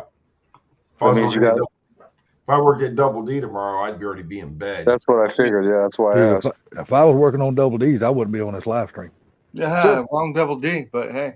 Yeah. I'd be in there So, smiling. Barbecue Mike, they have a winter off-road swap meet March 12th. Starts at 8 a.m. That'll be in Woodhaven. And they Man, have we have a lot of people chilling in the bushes. in Fowlerville. So yeah, all you gotta do is go on Facebook, Mike, and type in swap meets. It'll bring up all the swap meets. Yeah, 12 people. I'm one of the You people. got In about the, 4 of them commenting. no, I'm one of them in the bushes because I got my computer logged in the bushes in the house, but I'm standing outside. So Honestly, I think I guess if it's on a different device, yeah. yeah, it's on my computer. I'm It's just logged wondering in. if my so. TV is coming up as one of them too, because my TV's on as well, so I can see the chat. Yeah. That would count as 2 people. Shouldn't though, because 'Cause you're- it's the same account. But I went through all those channels to find that for you, Salty, so you should be happy to check it out. I am happy. Thank you very much. Because see, I actually didn't know the name of the show, but I have watched that show, and I really like that guy. That guy's Yeah, really that good. dude, he does Volkswagens, motorcycles. He does all kinds of stuff, man. Yep. You See, know the and I bubble- like. You know I'm the sorry, go bubble ahead. top car, the car that's got the bubble? Yep. He did that car. Really. Yes. See, because I really like channels. See, I can't say that I'm a purist because I like channels that's got a big diversity in what they do as far as cars. I like them to do the old Pontiacs, the old Chevrolets, the old Fords, the old Mercury. I just like people who does different shit. This guy That does way, shit. yeah, that way it's not like the Mustang, like the Fox Body channels. No offense, but when you watch a Fox Body channel, it's just like rinse and repeat, rinse and repeat, rinse and repeat to the same old car. It might be a coupe, it might be an LX, it might be a GT, but in all, it's the same damn car that's rinse and repeat. But I like watching diversity, man. Hey, what's up, Dale? Dale's Adventures.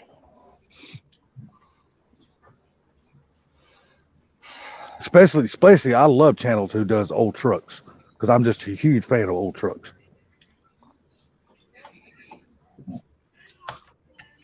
I'm a huge fan of new trucks.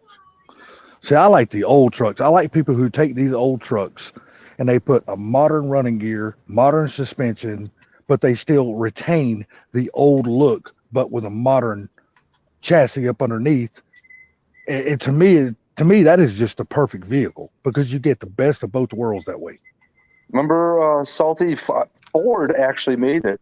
It was like an F-100 70 or 70-ish F-100 looking with a Coyote in it with all the modern shit, dude. That thing was badass. Yeah, see, I like stuff like that, man. I like that. I do like that.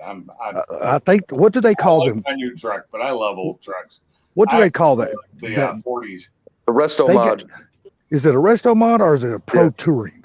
No, Resto Mod. Pro Touring is when you actually race it on a road course. Are you sure? Yes, it's set up for road racing if it's Pro Touring. Yeah, it's a Okay. resto mod. He's right. Okay, it's a resto mod then. Okay. See, I love that kind of stuff, man, because you can do anything with that car at that point. You can crank it up, and if you want to drive, say, from Georgia to Michigan, you can do that in that car and still have the comforts and the luxury of today's, but you have the look, the styling, and everything of the old. To me, that's just the best of everything. You can't get anything better than that. That makes an older car more pleasurable to drive. They asked you, what do you consider old, Salty? Anything older than me. Anything older than me? Yep, because I'm 53 years old. So if it's older than me, then it's old. I would say I anything must older. be ancient. Oh, yeah. Yeah. You're pushing up daisies, Gary. I'm just kidding. No, but that's just my styling. You know what I mean? I love the looks of the older cars because the cars today, they don't have the curves, the styling, the characteristics of the old cars. They don't give these cars their own identity anymore. You know what I mean? They just don't. No, they're different now, dude. They all look. Yeah. I mean, you take an Yes, old you're- Buick that's- and then you take an old Pontiac from the same year, and both of those cars have their own identity. They look different. Everything's different about them. Look at some of the Kias, man. They look like freaking Tauruses. Yeah, I mean, it's just. Hey, Gary, yeah. what do you consider? Where would your breakoff point be considered for old vehicles? 70s, 80s? No. I love stuff older than that. I love stuff all the way back into the teens, You know like- what? like T buckets and shit. I love that shit. Let me tell you something. I love like 30s, 32s. Oh I yeah. guess here, let me rephrase the question. What's the newest year you would say that you would still consider an older car, like a 1976 vehicle? You considering that an older car? Yes. Well, it is an older car because it's over Okay. 40 years old. All right. What Yeah, about that's classic 80s? still. So I guess that's the question. What's the highest year that you would still consider an older vehicle? Look, I'm Mid-80s. going to tell you something. Just because that car is 40 years old, that car was the car that we wanted when we was back in the day. Damn So right. I don't consider that an old car. Yeah, hell yeah, I consider it old car because I'm an old fucker. Hell yeah, I consider that old car. When you get up there, so like a 1977 Cutlass, man, those were like the best selling cars ever, right? To me, that car's not really old. Well, It is to I me. look I at it was like 26 this. when it came out. I look at it like this. I consider it old because if you take the chassis on that car, the suspension on that car, the running gear, even the seats and all that kind of shit, it's nothing like what you would get on today's car. No, because they're all plastic and cardboard. Yes, exactly. They still made cars out of steel. I mean, you still basically, even with the power steering, you still pretty much had to manhandle those vehicles back in the day because the power steering was lackluster at best. Let's just put it that way. I've had a bunch of 70s, so they're lackluster at best. You buy a new Shelby, you know, that car. I mean, it's pretty much all plastic. Yep. You know what I mean? I mean, in cardboard, and it's just like the new Mach 1, and they're plastic and cardboard. But the thing about it is that those cars that we had back in the 80s and the 70s and stuff like that, those were the cars we grew up around. So I don't consider them actually to being old. I consider a 1934 old or a 1955 Chevy being old. But the cars in the 70s and 80s, I really don't consider them being old. Okay, let me ask you, what is your favorite, I want to say era, but I don't know if that's going to be right me saying, what is your favorite year models of cars? If you had to pick, say, in a 10-year span of any years, say if it was from the 40s to the 50s or 50s to the 60s, in your opinion, what was your favorite automobiles built back then? For me, by far, it's the 50s. I love the 50s cars. I just love those cars. The 50 cars were the bomb. But yeah, you know, when you want to do it, you know, 60 to 70, dude, was the muscle car era, man. That's where all your badass cars were. Yeah, but see, I'm just not limited. I'm not limiting my choices just to muscle, though. I'm just talking about just cars in general. You know what I I'm a mean? huge fan of the 30s and 40s. I really am. They look so good. Yeah, without those cars, Pink, without those 30s and 40s cars, we wouldn't have what we got today. I honestly think the 30s and 40s cars were literally rolling artwork, is what they were. Oh hell yeah, they were. They were rolling artwork, man. Dude, if you take the old Cadillacs and the Duesenbergs and shit back from the 30s and shit, dude, those cars were art. They were just absolutely beautiful. You got your 60 Fords, your 60 Chevys and stuff like that, your 62 bubble beautiful cars. Those cars were, hey man, not only were they art, they were badass, dude. Yeah. Damn right they were. Yes. I mean, you take the I was just going to say, you take the 409 cars, especially the 409 Impalas, those were some beasts. But that's what I'm saying. Look at the 62 Ford with a 427 dual overhead cam, man, or single overhead cam. I mean, those things were freaking just crazy. Yeah, I got a question. If anybody remembers the old movie with Stallone called Cobra. Hell yeah. And the that car damn Mercury, you damn righty. That damn Mercury. There was a 50 Merc. 50 Hell Merc. yeah. That beautiful that thing car was a badass. No, was the funny part about that is that's what my mom and dad had when they got married. Really? Was Yeah. it as badass as that one? No, man, that was 'Cause that one wasn't that badass either. It was still original when they had it. That She wasn't will that find my badass. I think they faked 409. 409. I mean, just like MJI's car, his GTOs, those are timeless designs. Nobody can replicate that because nobody builds cars like that anymore. Those are just beautiful cars, just like yours, Gary. That 70, that's a timeless design. It's a beautiful car, and there's no Mustang lover out there that does not love that car. Yeah, I believe. Listen, man, half these people, these young guys nowadays, dude, don't even know what that car is. I agree. They don't. I kind of think that when they did the S550 original design, they were looking at the Mach 1. You know, They were looking at the 69 for the 4 headlights and stuff like that. Yes. yeah, just for the I'm just talking like for the S550 for the design of the side styling of it. It kind of See? reminds me of an old Mach 1. See, Lost. I think they, for me, I think when you say that is, I think they started from 2010. That car is the almost identical later version of Gary's car. Eh, From 10 to 14, dude, I they would just say- about I'm sorry, nailed I'm it. thinking 10's closer still to the late 60s. Well, see, Um, now 10 was the But it wasn't body- the fastback. That's the problem. It wasn't a fastback. what wasn't a they went- fastback? The 10, yes, it was. It's the S197. Wasn't a fastback. It was a coupe. Wait, the 2010? Yeah. 2010 was a fastback. No, I'm Well- not thinking it was. 10, 11, 12, and 14 were all fastbacks. No, my wife had one. They were not. I wouldn't consider that a fastback, really. Well, I mean, I would consider it a modern day fastback. Okay. It was. You know what I'm saying? A modern day fastback. I guess it went more towards the fastback than the 5 to 9. Yeah. Yeah, because 10, 10 was the body changed, but they still kept the 4.6. The 11 was the Coyote, the first year of the Coyote. Right. Just Well, freaking because- Big Block's like, sorry, but I love the damn Dark Horse. Hey, man. I agree. I love the design of the Dark Horse too. I think it's a pretty car, man. A lot of people say I it looks like like a parts of Camaro. I don't see the Camaro in that car. I do. I But guess you I could don't say care. some of the back fender slope might resemble a Camaro, but I see it just more in think the front. Ford.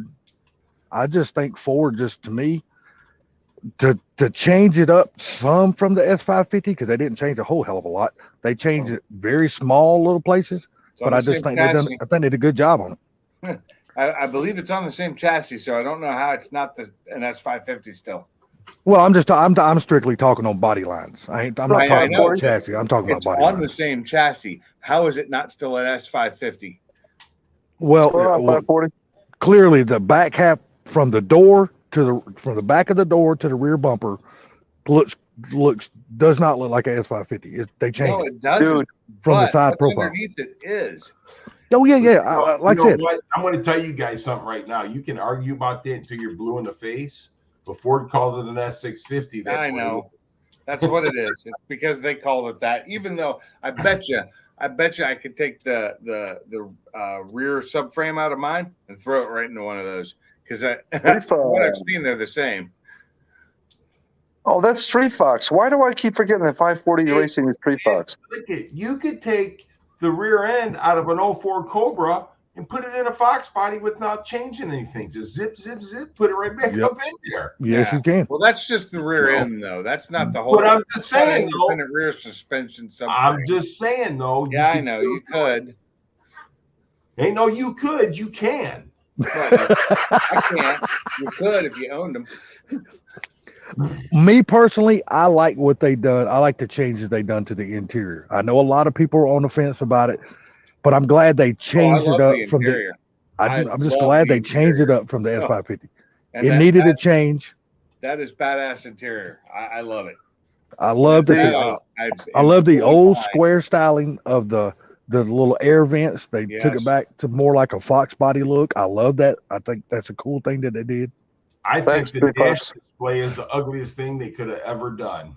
The what? See that? The dash Yeah. display Oh, I like it, but I like is the the most technology. retardedest thing they could ever. If I wanted to watch TV, I'll sit home and watch TV. If they would have just put the digital cluster that was already in the S550s with the big ass tablet to the right for the main entertainment system, that would have been much better. You know what I mean? But to have See- two multiple exact same size looking tablets right next to each other, it literally looks like you're going to fucking work and clocking in to fucking start working on a computer. Do you know why they did that? No. I don't know why they did. The Corvette.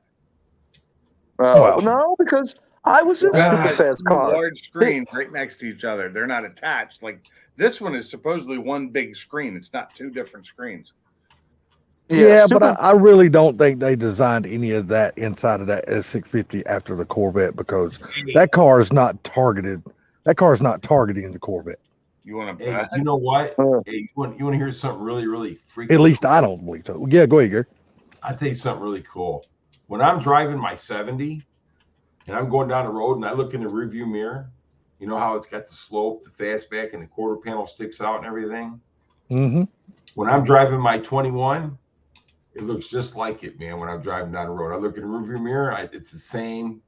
Oh, yeah. I remember you saying that before.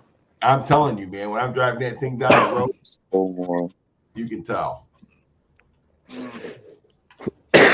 But didn't you also say if it came down to a have to basis, you would sell the 70 and keep the new Mark 1 Yes. because you love that car that I much think more. that car is freaking awesome, dude. I love that Mach 1, man. And Nate, do you like that or do you not like that? Oh, and that's another thing I wanted to say about that S650. Dude, why?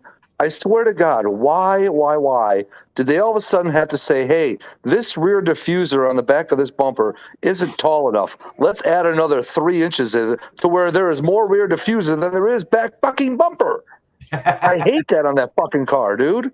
I'm warming up to it. I actually like it.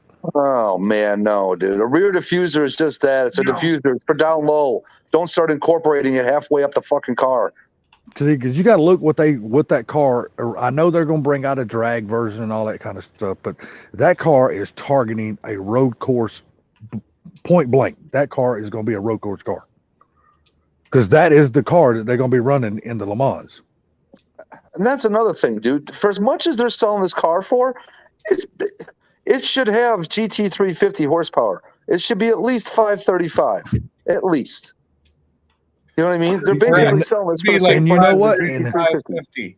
And who's to say that it don't? They're only putting that number on there, I guarantee you, for the EPA shit. I guarantee if you take that car straight to the dyno, it's going to put down more than what they're saying. Oh. Ken even said that. He goes, I guarantee it's going to put down more. They usually do. Well, yeah. I mean, they underrate a lot of their cars. I mean, the Roush was underrated. The Roush was definitely underrated for what they said it came with. But all of them do. GM does it. Mopar does it. They all do it. They have to. No, because the EPA is on the car manufacturer's ass and the tuning people's ass so big right now. Guarantee that car is underrated right now, and they probably did it on purpose. I agree with you, Mike. The S650, at least the Dark Horse version, is overpriced. I mean, it's financially smart. Well, I agree. The base one is definitely overpriced. When I seen that number, I was like, no, if I'm going to spend that, I'm just going to go and get me a Mach 1 and be done with that shit.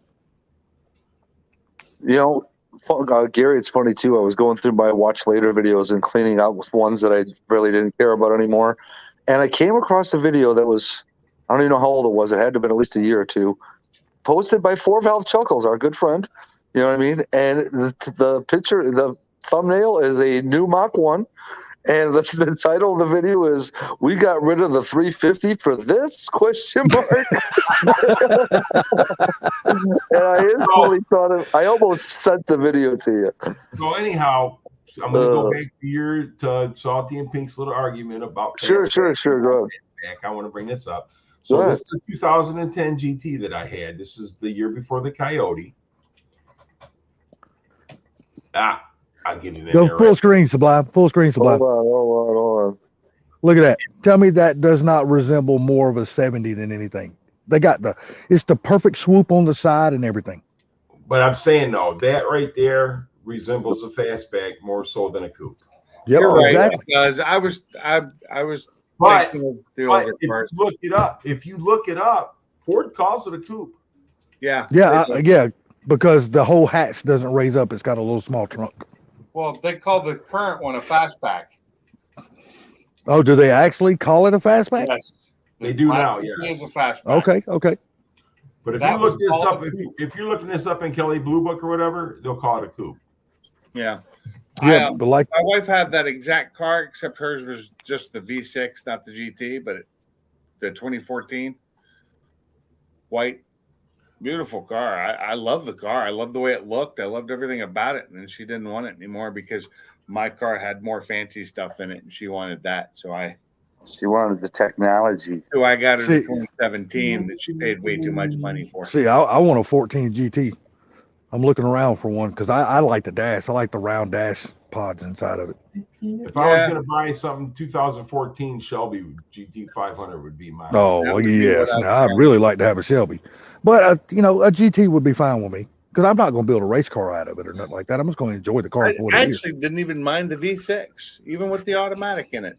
It had the 6R80. It was a V6, but I built an exhaust for it. I customed an exhaust for it that sounded great, and for a V6, it actually sounded really good. And but- and you know what? It wasn't probably pulled that pretty good slow. too. Huh? It probably pulled pretty good too. Yeah, it wasn't that slow because it wasn't. That 3.7 was way better than that 3.8 was. Way better. Oh, And I never 3.8, put any they had mods so on many it. problems with those, with the heads and stuff like that. Yeah, well, I never had a problem with it. We sold it. Basically, we traded it in for basically a little under what we paid for it. And that's when we got the 2017 that she currently has. But it had way high mileage on it. If it had been my decision, we would not have bought it, and she would have gotten the GT I wanted her to get. Yeah, she Yep. should have got GT. But you know what they say, man? You A gotta happy remember, wife is a happy life. I bought the car with my credit and my down payment, but she paid for it. She made the payments. Like I said, a happy wife, happy life. If she's happy So- with the car, that's all that Now, matters. here's another really cool picture. Now, this is my 2011 GT and my 70 Mach 1 me and the wife took to the car shows. Full screen, Sublime. Get on the stick. I'm reading comments, There you bro. go. We're reading comments, bro. Oh, yeah. Reading Yeah, that's a cool pick, man. That's a really good I'm looking pick. busy here. I can't mock this at Yeah, all. I like reading that them. picture, Gary. That's cool. All Nate's fault.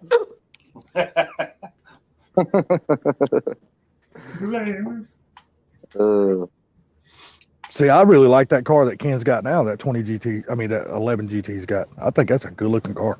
So Oh, Nate, yeah, Nate, color, everything's Nate good. Marcy or Nate Marcy there he's right. They'll Yeah. be people with more money than brains that don't really care about the cars and just be buying them. I'm gonna mute myself just for a couple minutes, guys. I got Well, Or see, rich people buying them for their kids. The problem is that, you know, the problem is Hold on. that I don't have either one, money or brains. Oh, so you're buying them and not being able to pay for them. Okay. It was your long comment. That's crazy. Yeah. Next time, type less. No. What's up, Rail Trap? Rattle trap. Insert Rattle note. trip. Bloop. Scalping should be illegal. Peeps are terrible. Wait, what? Rail Trap? Are we talking about scalping? Right. What the? In the cheese balls? Oh, man. Now, Pinks, you said that you seen a young Mach 1 the other day. I'll show you a really young Mach 1. I saw a 7-year younger Mach 1. Yeah, there's a really young Mark. Oh wow! Wow, I wouldn't even. Well, I actually do. I can Oh, wow. recognize you but if I saw that guy walking around, I'd be like, I don't know who he is. Listen, he's dude. Like, Especially with that haircut from what, the 70s or the 60s, That was 1983, baby. 80s, same thing. That's the big hair. That's when big hair was kicking in. In 1983, I was 12 years old. I'd have run from you. Where do I Exactly. fill out the 12-year-old application to get a sugar mama? I wasn't even born yet. Well, I graduated. I was 17. So in 83, when I was 12, I was about 5'5", or no, not even. I was like 5'3". That was the year after that I grew to six, almost 6'2". I was 6'3" and weighed 165 pounds in that picture. And well, when I got up to 6'2", I was 145. The hair helmet. And Hey, my that hair was was good so hair, curly, dude. it never would have looked that nice. It would have been I had the Jufro basically. That's why I keep my hair so damn short now. You see how long this is? I have an appointment set up for Thursday to get it cut again. Sublime, Gary, and Dimples. Who's Dimples? Me. Oh, Randall Dimples in the house. Except Dimples is going away because I'm growing the facial hair back. Oh, that's why he calls you Dimples. Okay. No, it's because of something I said about my wife. Oh, The reason she doesn't like me to grow a beard is because I lose my dimples. They get covered up. oh God.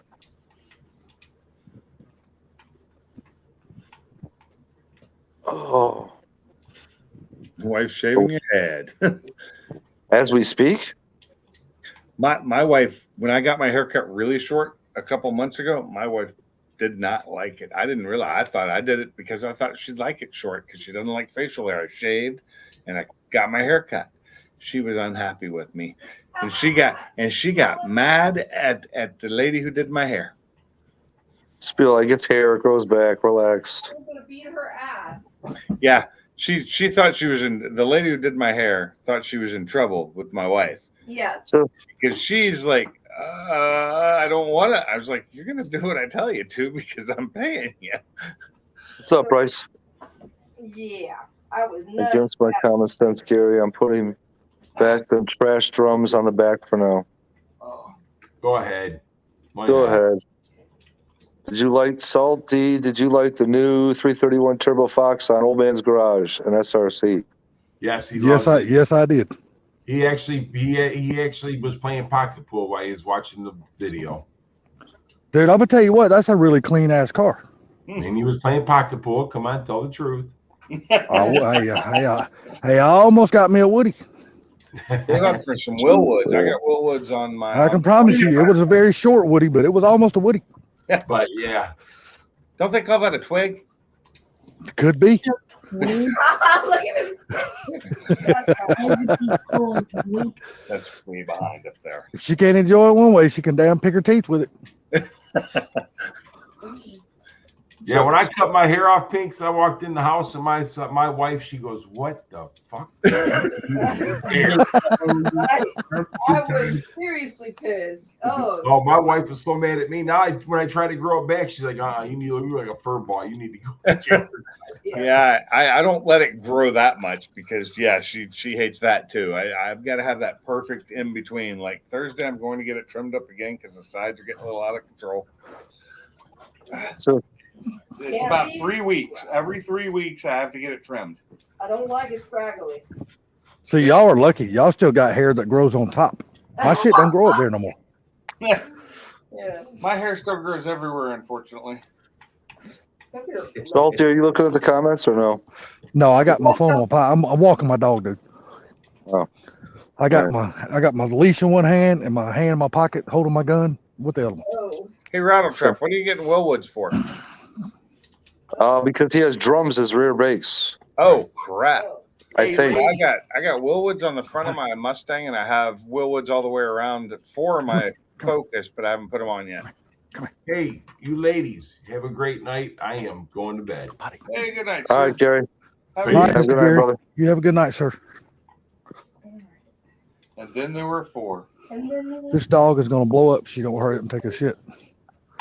Well, I know she was Yeah, riding with me in my okay. truck today, and she was gassing me out of my truck. I was like, my God. Oh no, it's not 9 again. o'clock. I don't want them waking me up and leaving the bed at 1. I was asking her, how could something so little shit so violent? Okay, come on. he's doing the Brembo upgrade on the front now, but the Wild Willwoods are for the rear. Yeah, I love my Willwoods. I got 6 pistons in the front, and I had the 4 pistons in the rear, but they were too big for my 17-inch drag radials, so I had to go back to the stocks, and I now no longer have a parking brake. But I do have spare brakes. 4 piston brakes I'm putting on there that don't come with a parking brake either. Later, Mark. Have a good night, bro. Take it easy, Mark. Night, Mark. Yeah, So I got to put some bare brakes on the back of that, but then I've got 6 pistons, 6 piston fronts and 4 piston rear. Yeah, Willwoods that I had on my Focus that work great too. Mark, are you still here? If so, it was a stone groove, my man. Yeah. Just get the fuck out. So I was listening a little bit earlier when you were in Mob's live stream, Sublime. When you're talking about you and your boss had a come to Jesus meeting about all the days you were taking off. It wasn't a come to Jesus meeting. It was just kind of one of those things where like they're like, yeah, we noticed you were gone a little bit more than you normally are this year. So You tell them I'm getting older and I want to spend time doing what I want to do. I mean, like I said, here's the thing that I told them, and this went for every time that I went out of town. Every time I went out of town, I was completely caught up on touch-ups. Every time I went out of town, I was completely caught on estimates, and any estimates that came in while I was out of town, I was able to schedule for the day or two that I got back in town. So it's not like I was getting behind on anything. You know what I mean? Well, I know when you were at Ford Takeover, you were scheduling estimates while you were there. I remember. Exactly. Yeah, that's what I do. And what did your boss name have to say about that? Nothing. They were quickly to say, yes, you're right, you did. They said that's good. So in other words, I take it this coming summer, you're not going to take as many days off work as you did this past summer. Probably not. We'll see. I mean, like I said, Ford Takeovers are automatic. Party of Mobs is already automatic. Yeah, I already got those days off too. Sure, it's going to be a I fall took the whole edition. 4th of July week off. Well, we got to see if we can. Well, what you need to do with your boss, man. I mean, well, if your boss would even go for this, I'm not sure if he will. Exactly, Rattle Trap. If your boss would even go for this, like, look, man, I need to schedule at least one weekend per month, and I don't know which weekend it could be each month, but I need to schedule at least one weekend per month that I can be off to do something that I want to do. That way, it doesn't interfere with my work time. Yeah, but the only problem is I can't do it that way because anytime I go somewhere, I don't want to be gone for 48 hours. It needs to be more than 2 days to make it worth it for me. Yep. Well, I mean, I can understand that. I can understand that. Yeah, especially if I'm driving and I'm spending half a day driving. That's Yeah, but 25% of my 48 hours gone right there. Normally, you only go on the mob, so that's only 4 hours. 4th of July. Yeah. So that's really no big deal. So you can do that. You can work Friday and then get off work Friday, drive up there, and enjoy all day Saturday, and then most of the day Sunday. But then you have to turn around and drive back. So yeah, I know, that would suck. That would suck. I know the priorities. Wouldn't it be nice if we were big YouTube channels and could just afford to, take time off? Because hell yeah. Or it would be a part of our YouTube job to film stuff while you're doing that. Dude, if I won the lotto, I would literally freaking travel from town to town to town, visiting with like all the people in our group. No, you wouldn't. No, you wouldn't, because you'd be divorced. No. Yes, you would. Yes, you would. Oh no. Yes, you would. You know that too. Yeah, I don't know who's sitting around you, but you know I'm telling the truth. Yeah, no. Oh, let me ask you something. How many bookies do you think lost their ass last night on that Super Bowl? Because everybody had Philadelphia picked to win that fucking game. Even the announcers had Philadelphia picked to win that game. But that's why the big guys that bet the big money bet on KC to win. Exactly. But I'm gonna tell you, have y'all read the internet today? Man, people were losing their minds because damn Philadelphia lost that game. I've damn been football game. laughing Don't my care. ass off all day. Yeah. I think it's all. I now believe it's all rigged, especially I with don't- that final call that let them win the game. Yeah, I know. I honestly think the refs had a lot to do with the winner of that game. Well, that's what I'm saying. It's all rigged. Yep. Complete Yep. green. Yep. It's bullshit. They Because look at that's what the they bull. needed That to was a win by, bullshit call. and That how- was a bullshit if you- call. If you look at where the big money probably was, it was probably on KC to win by a margin, a small margin, and everybody else is betting the other way. So the big money keeps the money. But I'm gonna tell you, to the viewer though, you really couldn't have asked for a better football game. Oh, it probably was, but I didn't watch it because I mean, they were tied all the way up to the end of the game. 35-35, dude. That was. I mean, what more could you ask from a Super Bowl? At least it wasn't a blowout. You know what I mean? See, Nobody it wants was to a watch a close blowout. game, but it didn't feel like an exciting game to me. You know what I mean? It almost felt like they were doing what you expected them to be doing. There was no, I don't know, I'm not gonna say ramalama ding dong, but you know what I mean. There was no panache. Yeah, no big plays, no anything like it panache. used to be back in the day when the teams would battle. And it's been a long time since that. I think the 80s was the last time I saw a good battle. Man, I tell you what, 80s football, NFL was awesome. So I think I don't care about football like I used to. See, here's the thing. There were some football games during the regular season that were incredible games where freaking the lead changed hands 4 times in the last 10 minutes, and they were just big play after big play, freaking smoking. You know what I mean? That's a good game. Then it's like, oh my God, look what they just the did. thing is everybody who went to the Super Bowl, everybody who played in the game or sat on the bench made so much fucking money that they don't need to work anymore. What got me is I loved will.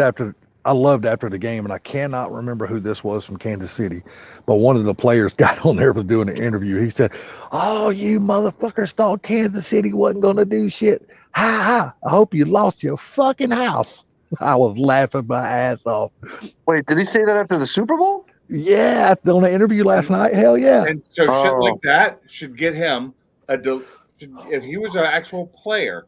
He was a player for the damn team. Okay, then shit like that should get him fined because that's bullshit. I don't think so. I think it's fucking cool You know what? because No, everybody it is bullshit. everybody had They Kansas made way City too much picked to goddamn lose money the doing game. Nothing. So everybody had Kansas City picked to lose the game, and evidently this player wasn't in the loop of who was actually going to win the game. So he really thought that they didn't have a chance going into the game, or the country was betting against them. You know what? Though? So, and he was just If expressing. they're about it, they will fine him. Well, Do you no, remember his number, Salty? Was his number He did- 87? You really couldn't see him from his neck down. It was a black guy, and he had dreads. That's all I know. But he may Oh, not so that wasn't Kelsey. He may have been a guy faking it then because they all look. That definitely wasn't Kelsey. You can tell that somebody was doing the interview with like one of those I'm joking. like little recorder things, not a microphone, but like Yeah, one of those yeah, I know little what you're recorder talking about. things. It's probably one of the defensive guys. And I don't even know if he was even a starter, but he was like, he might have been like second or third string But he made or something like that. He made like $1 million though. Just Yeah, for- but when I say this, when I say he said, "I hope you lose your fucking house," he didn't actually say the F word. I threw that in there, but he wanted to say the F word. You could see he was wanting to say it, but he didn't But say he that. shouldn't even say that. He shouldn't say that. Whatever happened to the players that used to have respect for the fans no matter what? They used to not be belligerent little assholes. What happened to the ones you could look up to? I don't think he was directing that at the fans, though. I think he was directing that at, like the announcers for the game. Even the announcers for the game had Philadelphia picked to win the I game. think he All was the big directing that at bookies. anybody who was betting against KC. It was just, it's What he just was like doing. he was like, because he There's even said, no he goes, all you that accountability thought anymore. Kansas City was going to lose, and he goes, and you know who you are. I hope you lost your house when you bet it, because we won the Super Bowl and we got the ring. Yeah, see, that's just not that's poor sportsmanship. It really is. Well, Sportsmanship has gone to shit in the U.S. he was directing that comment at somebody because he It said, doesn't I matter hope who all you're you betted. directing He goes, at. and you know who you It- are, just like that. So he was shouldn't directing have that shit to said it. somebody. Oh, man. That's all I'm saying. I don't, you can enjoy it all you want, but he shouldn't have said it. That's just somebody that's got. You can, like I say, he probably wasn't even a starter. He was probably like second, maybe third Thank you, string or Bryce. something like that. And he was just you could tell he was just a happy motherfucker because he just won a Thanks. Super Bowl ring. I will disagree a little bit with the sportsmanship comment, only because I've seen a lot of games this year where you get a really good defensive player, all-pro guy, who tackles a really good offensive player, all-pro guy, and when they both get up, they're both tapping each other on the helmet like, "Hey, good play." You know what I mean? Okay, so that I get, and that's great. Yeah. But I haven't watched football. I'm talking when they win games and stuff, and they Oh, and have then they no talk smack. humility, and Yeah, they talk so Yeah. much shit. yeah. But every sport does that though. Being a That's- good player and enjoying it for what it was, instead of talk smack at them during the game when you're at the line. That's when you talk smack. You don't talk smack to the fans, because that's not who you talk smack to. You talk smack to the players you're playing against during the game, but then you appreciate it when it's a good play, and don't start fights. And yes, I Well, thought it now was that I the, agree with. Good sportsman conduct. I think should be a staple in all sports. it should be, and and in some countries it really is. They thought it was the WWE, brother. That's funny. Well, What's that at the end of that? Woo! Woo! Yeah. Nature boy. But see, I love the smack talking too because it builds rivalries between teams, and that's the part I like because if there's no real rivalry, Jake, just come like here. back in Chicago's day when Chicago, what year was it? 80 something, That's fine. and they had a big rivalry with a few teams and shit. And they were big smack talkers, but everybody in the world loved Chicago at that time. Oh, rattle trap! You got us. I'm sorry. I'm bitching like a little girl. I'm sorry. But I tell you what, to me, I'm gonna tell you one of the most classiest teams that I personally can ever remember not talking a whole lot of smack when they won their Super Bowls, and they knew they were the best in the NFL by far, and that was the 49ers back in the 80s. Oh, When they were dominating the NFL back then with Montana and all of them, they didn't have to talk shit. Yeah, they didn't have to talk shit. I'm still. I mean, that's the reason I became a 49ers fan was back then. Oh yeah, and you know what? I was still a 49ers fan even after Montana left and Steve Young took over. Steve Young was a hell of a quarterback. But look behind me. See that? Yep, Oh. Steve Young was a hell of a quarterback, man. Took him to what, 2 or 3 more Super Bowls? 2. I think it was only 2. And I think in the second one is when they took him out and put Kaepernick in. And that's when it went downhill. RPG, what's going on, Ray? Kaepernick. Yeah. I think Steve Young was already retired when Kaepernick came around. Steve Young was back in like the early 90s. Kaepernick wasn't even, he was still fucking shitting in his diaper. Yeah, I think Steve Young retired before Cap. Yeah, way before Kaepernick started playing. Yeah. I quit watching football for a long time. Yeah, but say Kaepernick. Now, to me, that is the biggest disgrace to an American ball player of any sport. He should be completely run out of the United States. And it's what That dude does almost not made me need to quit belong being there. in the 49ers guy, but I don't. It actually made me quit watching football. I can't stand that guy. Period. 100%. I can't stand that motherfucker. Well, he pissed me Hey, off. And it he pissed me doesn't off deserve too. to play the game Yeah. anymore. When that dude, when they started singing the national anthem and that motherfucker did his shit, that I just wanted people to go out there Like, you're not and being grab paid. him up and You're not roll that being paid to motherfucker fucking off the field. protest shit. You're being paid to play football. Fuck this.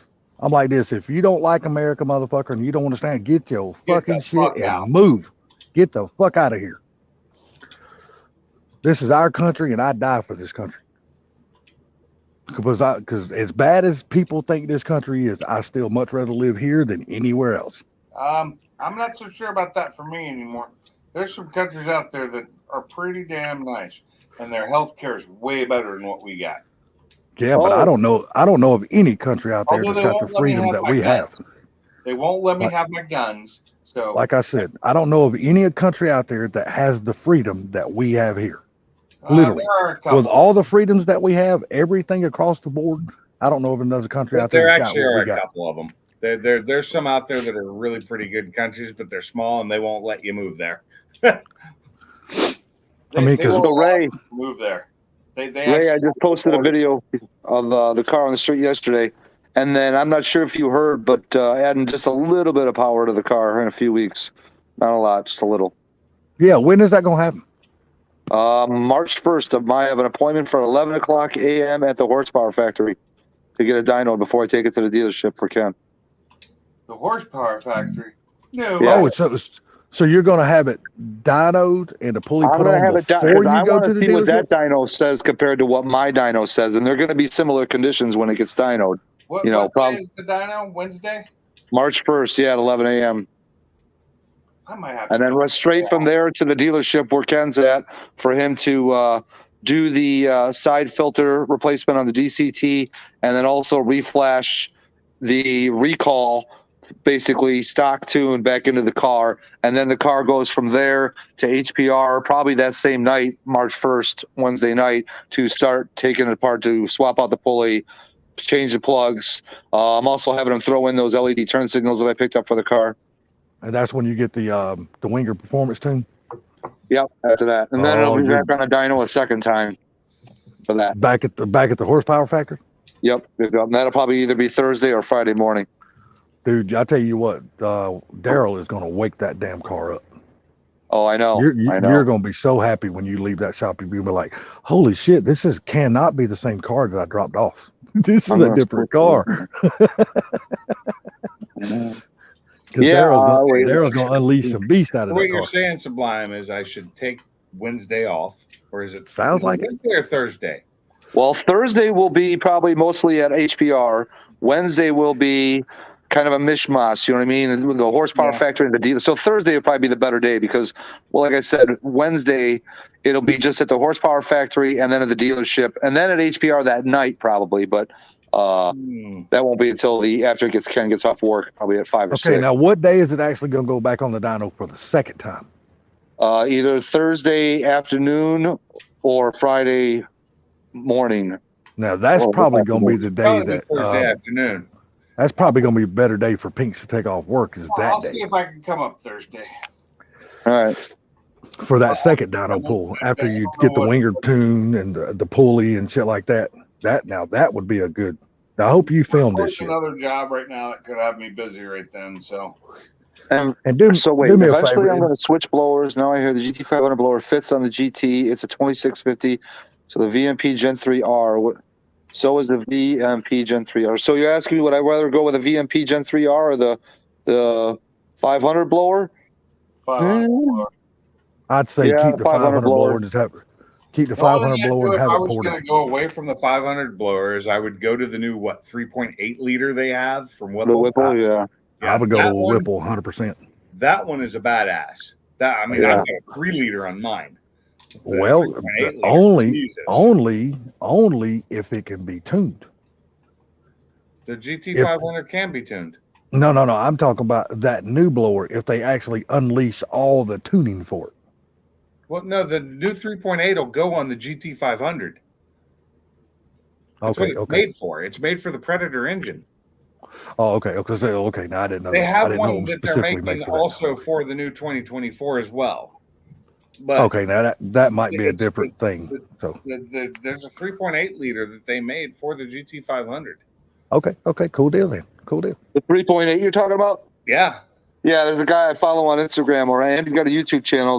It's called Gap Insurance GT500. It's a blue one. He's probably at He's about got the- 1,100 horsepower. He's got the 3.8 on it, right? Yep. Yeah, that thing is a Damn. badass blower. Yeah. The only thing I don't like about him is finding out that, once I'm locked into my tune that I'm stuck on E85 because I have no way to release the pressure. Mm. I wish I had a way to control mine better. Like Now, what is it you have to do to your car so you can take some of the power back out of your car? So give it another tune. a different No, tune. is it a different tune or is it a Because you don't have different a boost lower controller pulley? with a supercharger. Is it a different lower pulley or something like that Ken was talking about in here that night? I could switch out to the stock lower pulley instead of being the 20% overdrive. Oh, okay, yeah, that's what he was talking about. That's Yeah, what mine came with the 10 rib kit, which comes with that. They don't make the 10 rib in the smaller pulley. Okay. Because the 10 rib's made for the more power. It's what Wait a second. RPG, if you went with, are you talking about if you went with like a 500 blower on your car? I would think you could still get a 93 tune for that. Yeah, Sublime's got a 93 tune on his. Unless he's talking about a different situation that I'm not talking about. The GT500 blowers, wait, Whipple looks like a basic. What? Have you seen? He's just talking about it in an attractiveness. I agree. I think the 500 blower looks better than a Whipple blower. The 500 blower looks way better, but my white one doesn't look bad at all. And I didn't even like it that it was white. I wanted to have it painted, and I didn't. Yeah, Ray, you could get 2 tunes for that car. You can get a 93 tune, you can get a race gas tune, or you can get an E85 tune. You can get all 3. I have an E85 tune. For me to get a 92 or 93 tune for mine, they would have to retard the timing so much, and I would not be. I'd still have to watch myself and not put anything into it. Well, Sublime, let me ask you something. I'm sorry, makes too much boost. Well, let me ask you something about your Eaton that you got on your car. If you was to take that blower off, because I've heard Car Mob also mention this, about sending that blower off and have it ported, how much does that pick your car up if you have it ported? Mob knows this answer probably better than I do, but I want to say at least another 50 to 75 probably. But see, then you gotta, you gotta remember though, it's all about pushing parameters on 93. I don't want to, Ken only actually told me if I wanted to get onto race gas, I would probably just need to change injectors, probably a booster pump, probably not a fuel system. And then I could probably get a race gas tune at it. Okay. So now on the stock bottom end in that engine, what are they capable of before they go pop? Well, like I said, I mean, you probably don't want to push more than 900 on 93. That's about what I think. Well, I'm not even talking about 93. Just say you go E85 or race gas. I know the motor will outperform the transmission, but what is the engine? What is it actually capable of before you have to tear the engine down and build the engine? But what is that stock engine capable of, even if you do the E85 or the race gas? Oh, dude, Ken's already told me that 5.2 block, dude, you can push that thing to freaking 1,400 horsepower on a stock block without freaking blowing it. Really? I didn't know they could go that high. That's awesome. Yep. That's I almost let a cat out of the bag. You almost made me let a cat out of the bag there, but I didn't. Inadvertently. We ain't talking about the same silver car, are we? No. Okay. Same motor, different car. Okay. I'm not. You're more than 902 Pinks. Dude, you put your car on my dyno jet up here, I guarantee you probably dyno 940, 950. I know it. Horsepower, it was 902. It's where it was tuned. See, 902 for a street car, that's just badass. I don't give a fuck what nobody says. I've got no issue with Palm Beach, but in fact, originally I was going to go with them, and I changed my mind, and I'm not asking Palm Beach for anything. I'm tuned through a different tuner. See, the reason why I'm going with Daryl is I had not heard one story of any of his tunes being too aggressive and blowing stuff up. Yeah. Whereas Palm Beach Dyno, I've heard some stories, you know what I mean, of their tunes everything I've aggressive. heard about Daryl, he keeps his tunes, even though they make a lot of power, but he keeps them more on the conservative side so people don't blow their shit up. Exactly. And that's what I like. Yes, that's why I'm having to my car. Yeah, I don't want some tuner just to unleash the beast, and I'm out there one day and all of a sudden it goes pop. I went over to the YouTube side to be able to type that comment, and I guess I accidentally hit with my mouse, and I'm like, "Oh, Mr. Mach 1's back." And then a few minutes later, I got to get caught up to live there, wide buddy. awake. Yeah, it went way back in the street. Yeah, way back. Yeah, I like Daryl because I like really what he does on the conservative side of things. I do too, because I'm not trying to blow my engine up. I'm at 1,000 horsepower crank, and I'm a stock guy. So, and I'm like this. Why would you need any more? You know what I mean? that 900 horsepower, 1,000 horsepower crank, why would you need anything Well, I more? don't, That is, because I drive this thing to work. I drove. it that's today, what I'm I'm driving saying. it tomorrow. For It's something you hard can to crank up and get it- drive to work and It still is have really that hard to- 900 It's on hard tap to put it anytime on you the want it. road and take off at a corner and not spin my tires. And I have not done so yet. I've been really good about it, and it's really hard to do it. RPG, as far as I know, there's guys out there that are running 900 on stock half shafts. So, and I'm not going over that number. I'll probably be at best 815, 820. I'd be happy with on my dyno. My half So, shaft should hold up to 1,500. yeah, you got upgraded ones, but yeah, I think this should be fine with where I'll be. I broke. Well, you got upgraded ones too on your 500. I just don't know what the capabilities of them are. You know, I broke 2 sets of stock. I broke 1 set of GT 350s, and then I said, "Screw it," and I went to the bigger boys. Did Lund ever? Know, Ray. They And might. that was all on stock power with a tune. You know, stock. Did with a Lund? Did Lund or Palm Beach Dyno find the breaking point of those stock 500 half shafts? I don't know if, to tell you the truth, I haven't seen any videos on that. You know what I mean? I'm I just know a lot of wondering guys what the that go breaking big point power. would be. A lot of guys that go big power on them upgrade the half shafts, knowing that once you're 1,000 plus, you're going to need it. You don't have But- full performance half shafts, do you? I'm sure my car came with them. He's got to Or have are they them. the Yeah. same ones mine has? He's got to Huh? have them. At the $100,000 car, Mine are he's the got ones. to have Mine are the them. ones that you can take apart and rebuild. Yeah, I'm not sure. That's a good question. I don't know Oh what no, half they're, shaft if some they of my only cars- hold 800, then no, they're not the same as mine. I would like to. I'm gonna do some research and see if I can find anybody that's found the breaking point of the stock 500 half shafts. RPG says, well, he said 350s. And Yeah, the which is a 350s non-supercharged do car. See, not we gotta hold- think. Okay, they hold Yeah. 800 horsepower, maybe with an automatic transmission. With a manual transmission, the 350s do not hold 800 horsepower. They hold about 400 horsepower when they brake.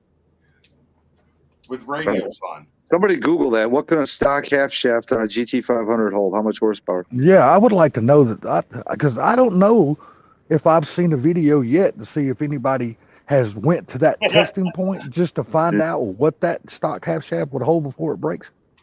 Yeah, exactly. Focus base model half shafts. There you go. Well, I got those in mine. I've never broken one of those.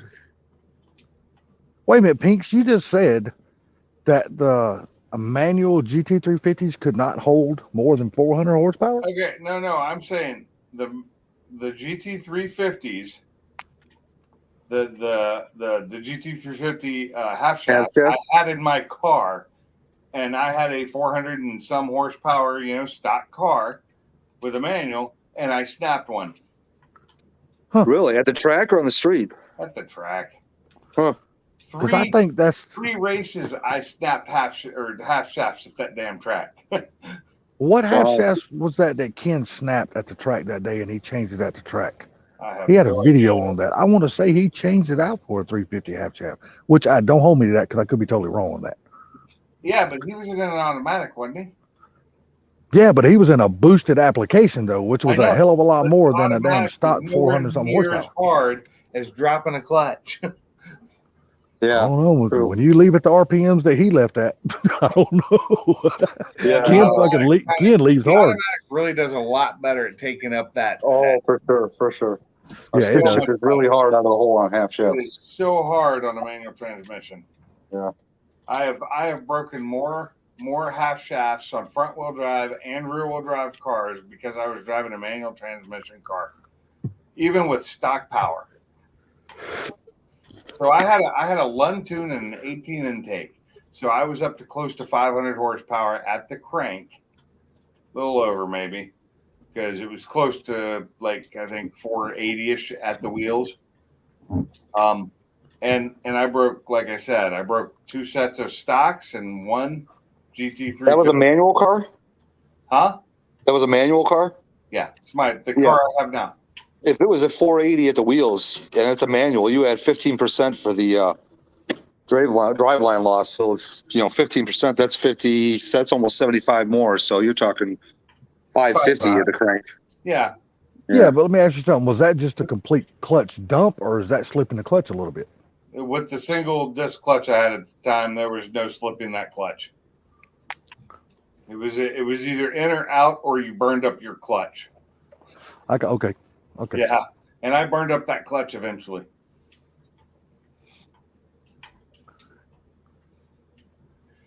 Yeah, it was tuned. I'm not going to give a bad word about the Lund tune I had. The problem I have with it, it's because I'm using the same. I have the what is that, Engage from Lund. The only thing I had to bitch about was the fact that I couldn't use that Engage for anybody else. I didn't realize that when I bought it. But yeah, that thing was tuned perfectly. Hell, now you can't use it at all, but just a damn meter to read your parameters. Which it's really good for, though. It is really good for reading the parameters, for sure. Well. Yeah. Really I actually regretted getting rid of my Engage when I got rid of the Roush. I shouldn't have gave it with the car, but I felt like it had 2 tunes on it. It's the only way it was going to be able to get back and forth, you know? Yeah, but you can buy a screen that does that same thing. I know, but that plugs right into your mine car. fits right in that little center. I've got it in my center vent. Problem is, I need to take the thing apart and tighten it up because every time I take it apart, it falls out. Huh? See, I couldn't do that though because that vent is so small and my eyes are so bad. I still wouldn't be able to see the damn thing. I need a bigger screen. Go see Brandy. I don't need a bigger screen. I get glasses. Well, I got glasses, and I could have 2 more pair of glasses and still couldn't see that motherfucker. It's actually surprisingly easier to read that than it is to read the dash. But I still have the digital dash to upgrade in my car, and I haven't done that yet. Did you already have the dash? Yeah, I've had the dash for like 2 years now. Oh, you just ain't never done a swap. I've done it in my wife's car, and I've never done it. I've never gotten her. Well, I didn't do it in mine because mine wasn't running, and it was down, and it was gone, and I didn't have it here for the last most of the year. So is it an 18 digital dash or a 19 digital dash? Whichever. They're the same, right? Same. No, because I think in 18, if it was a manual, it did not display what gear you were in on the dash. Really? It's actually either of them work. It's all about the programming. Yeah. Yeah. True. So the 18 could actually do it, but mine probably won't because it'll probably work for a couple of years, but I've got 2 years that my cruise control won't work in because it's not reading that it's in those gears. So the switches on my modified transmission aren't working right. Oh, okay. That's where it comes from, is that transmission. And so I've got I think it's 3rd gear and 6th gear. 3rd and 6th. I can't use cruise control on my car. Really? See, I am so cruise control. I love my cruise control, dude. There's no way. My cruise control in my truck because it slows down for me too. See, I don't think I could drive a car again that didn't have a working cruise control. I love that shit. I'm never going to 6th gear, so it's fine. Only time I use cruise control on my car is if I'm going out of town. Yeah. Now, even when you drive your car like from where you live to say HPR, you wouldn't use 6th gear then either, Pinks?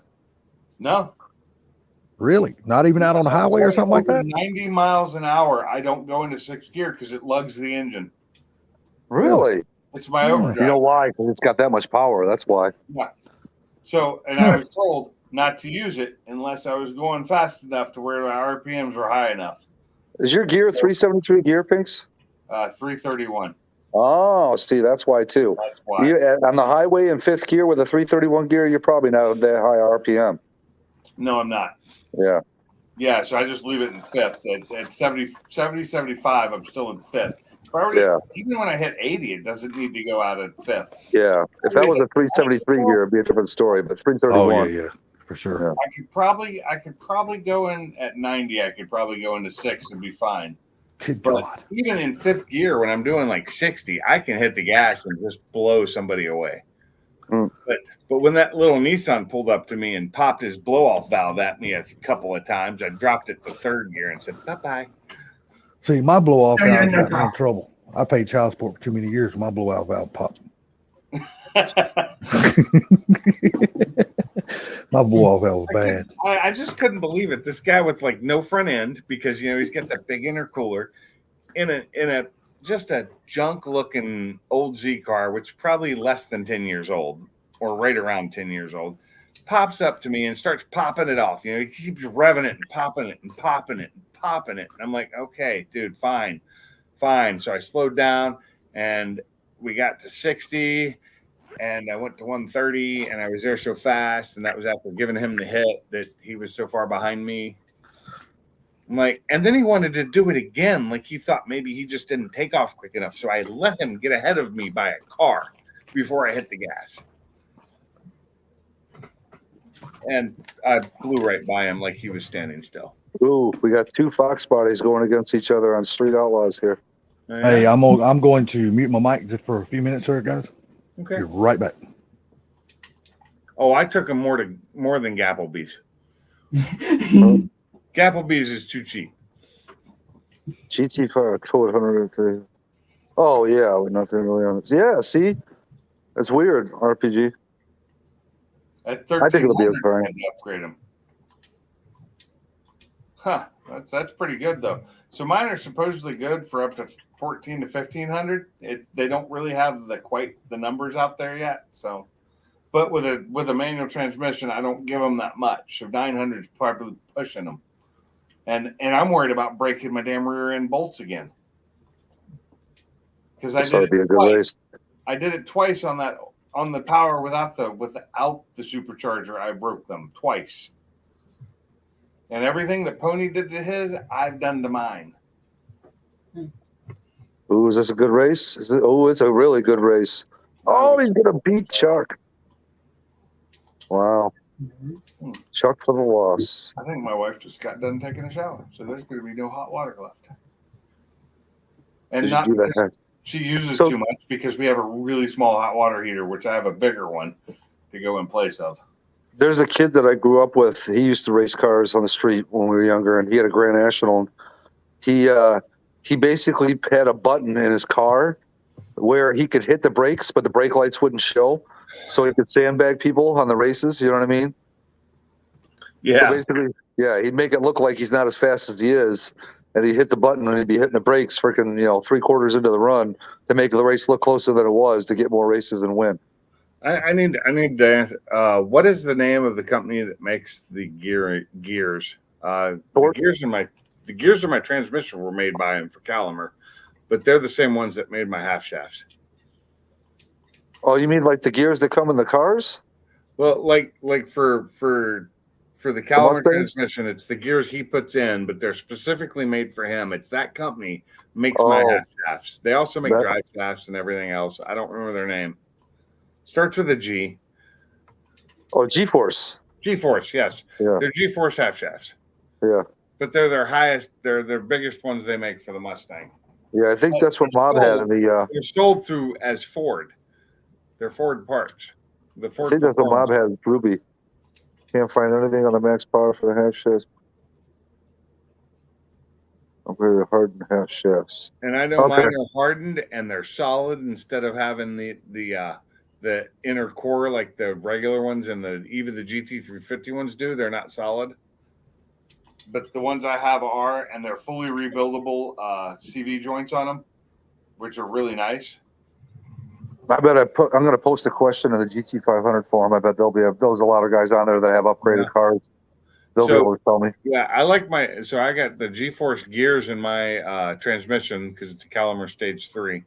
Their G-Force gears are really nice. They're noisy as fuck. Like whiny noisy? Oh, so noisy.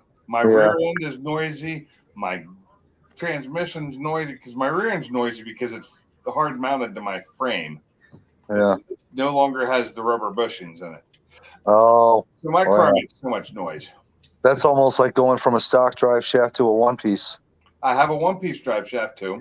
Yeah, but I mean, like the stock drive shaft has that nice big thick rubber boot on there, and once you go to a one-piece, that boot is gone. And that's what made me think things were broken all the time because of the way it kind of bounces when you go into gear. Yeah. When you come out of gear, and it's just because you don't have that rubber giving anymore. Exactly. Yep. And guys always complain in the forums about the thud that they hear when they go to put it in gear. It's like, duh. Yep. Well, I got the Yeah. thud going into gear for a couple of reasons: single piece drive shaft and helical cut gears. So sometimes it's not as hard as straight cuts, but sometimes it can be hard to put it in gear if they're not lined up exactly right. You know, G-Force T5, huh? Huh? Rattletrap says he's got a G-Force T5 sitting in his garage that he's trying to sell. Nice. I love G-Force. They make great stuff. But the Calimer, the G-Force gears that Calimer gets are specifically made for him, and you cannot buy them separately, which became a problem when I was having my car fixed. And my transmission had to be rebuilt because I broke my rear end again, which threw everything off and damaged both my transmission, my drive shaft, and my rear end. That was a good race. Yeah? Who won? Yeah. Ryan Martin in his old school 69 Camaro. What was the time, ET? They're running on the street, so they're not sure. It's the new Street Outlaws that they're showing right now. Oh, where they went back to old school with old school driving, old school cars and stuff. I'm sorry. Street Outlaws is fine and all, but I want times. I want to know what people times. Actually, every now and then they do reveal times. I want to say they're running in the low 6s on the street out here. When I get home. But it's gonna rain tomorrow. That's Did fine. you hear me, Pinks? What was that? Sorry. I said actually they do reveal times because they're running draggies in this car, and if I'm in these cars, and from what I understand, they're running mid to low 6s on the street in the 8th. I was going to say in the 8th or quarter. Yeah. Which on the street is pretty damn good. Cars running in the 5s and the 4s the other day in the quarter. Oh yeah. And I'm like, that's the top fuelers and guys. I'm like, those things are so fast. So fast. So much money. What do they rebuild the engine every single time? Shit. All right, Nate, I'll stop, bro. I'll stop.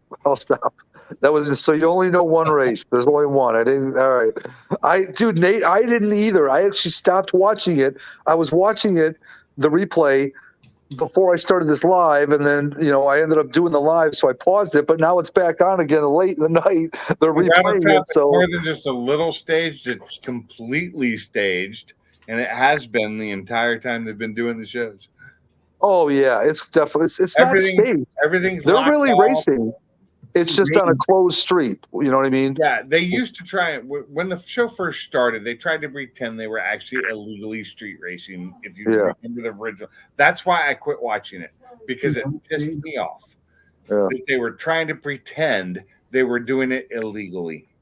Yeah, no, it's always been. But like I said, an ambulance sitting there. You're not doing it illegally. Exactly, but they are still racing legitimately. You know what I mean? Nobody's Oh, it's yeah, not they're like still racing. I never said they weren't racing. Yeah.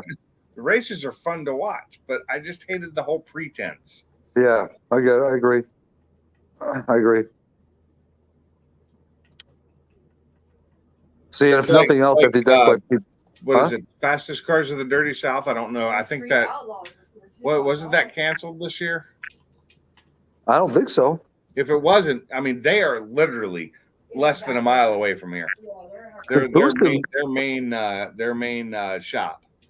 Yeah, no, they're running this year's season because Boosted just recently posted somewhere that they're looking for. They're still running. Doesn't mean they're running their show though. Oh, but they're still running. I think they are. They were around before their show existed. Yeah, I think they're still filming though. I think they are. But they one of the guys from them almost bought my trailer. Oh, really? Yeah, but then the double one, a nicer one for less money, I think. You talking about the double trailer? Yeah, my stacker. Yeah. Yeah, I missed that thing. Dude, that would have been badass. I really, really miss it, but I hated paying storage for it. And I bet to haul that thing across the country, dude, would be a freaking. That wasn't that bad. Big car. It's a heavy trailer. Way more weight in it than 2 cars when I drove it across country. It was overloaded by its legal weight limit. Had I been pulled over and weighed, I'd have been fucked. Go paint the ball. Oh my God, Rail Trap. All right, brother. Have a good one. Later, Rail Trap. Gonna go paint the ball. Oh my God. You did not have to post that up. Yeah, tell me about it. You could have just said like 4 Blue does. You're going to freaking build a Chevy. Yeah. I'm gonna go paint the bowl. What the I fuck? think I'm about done too. It is almost midnight, and I have to work tomorrow. Yeah, that's fine. Spent 2.5 hours. I guess I'll just go kill it now then. Oh. Salty, are you still here? He's still muted. He's gonna come back and it's gonna be a dead stream and no one's gonna be here. Bye, Salty. Oh, too funny. It was either I'm gonna get off now and get ready to start going to bed, or I'm gonna get more alcohol, and so get ready to go to bed seemed more appropriate. It's funny when you told me earlier, you're like, yeah, it's fine if you don't go live. I'll just go to bed early. I'm like, man, I really shouldn't go live so he'll actually get a decent amount of sleep tonight. But I'm thinking it's still early. He probably wants to hang out. I was like, fuck it, we'll do it. Yeah, it took me 10 minutes or more to show up because I didn't see it go out. I didn't see it. Hey, I've been here the whole time. Just my mic's been muted. Yeah. Oh. I've been listening the whole time, but I've been in the kitchen and my phone's been back here in the bedroom. Oh, gotcha. So, and I couldn't get to the damn mute button because I was washing dishes. So if you want to know what I was doing, the reason why I'm muted, I'm sure y'all didn't want to hear the damn water running in the kitchen sink. So. Cool. But no, Boost has said that the cars from Dirty South are not filming anymore. Oh, they're not.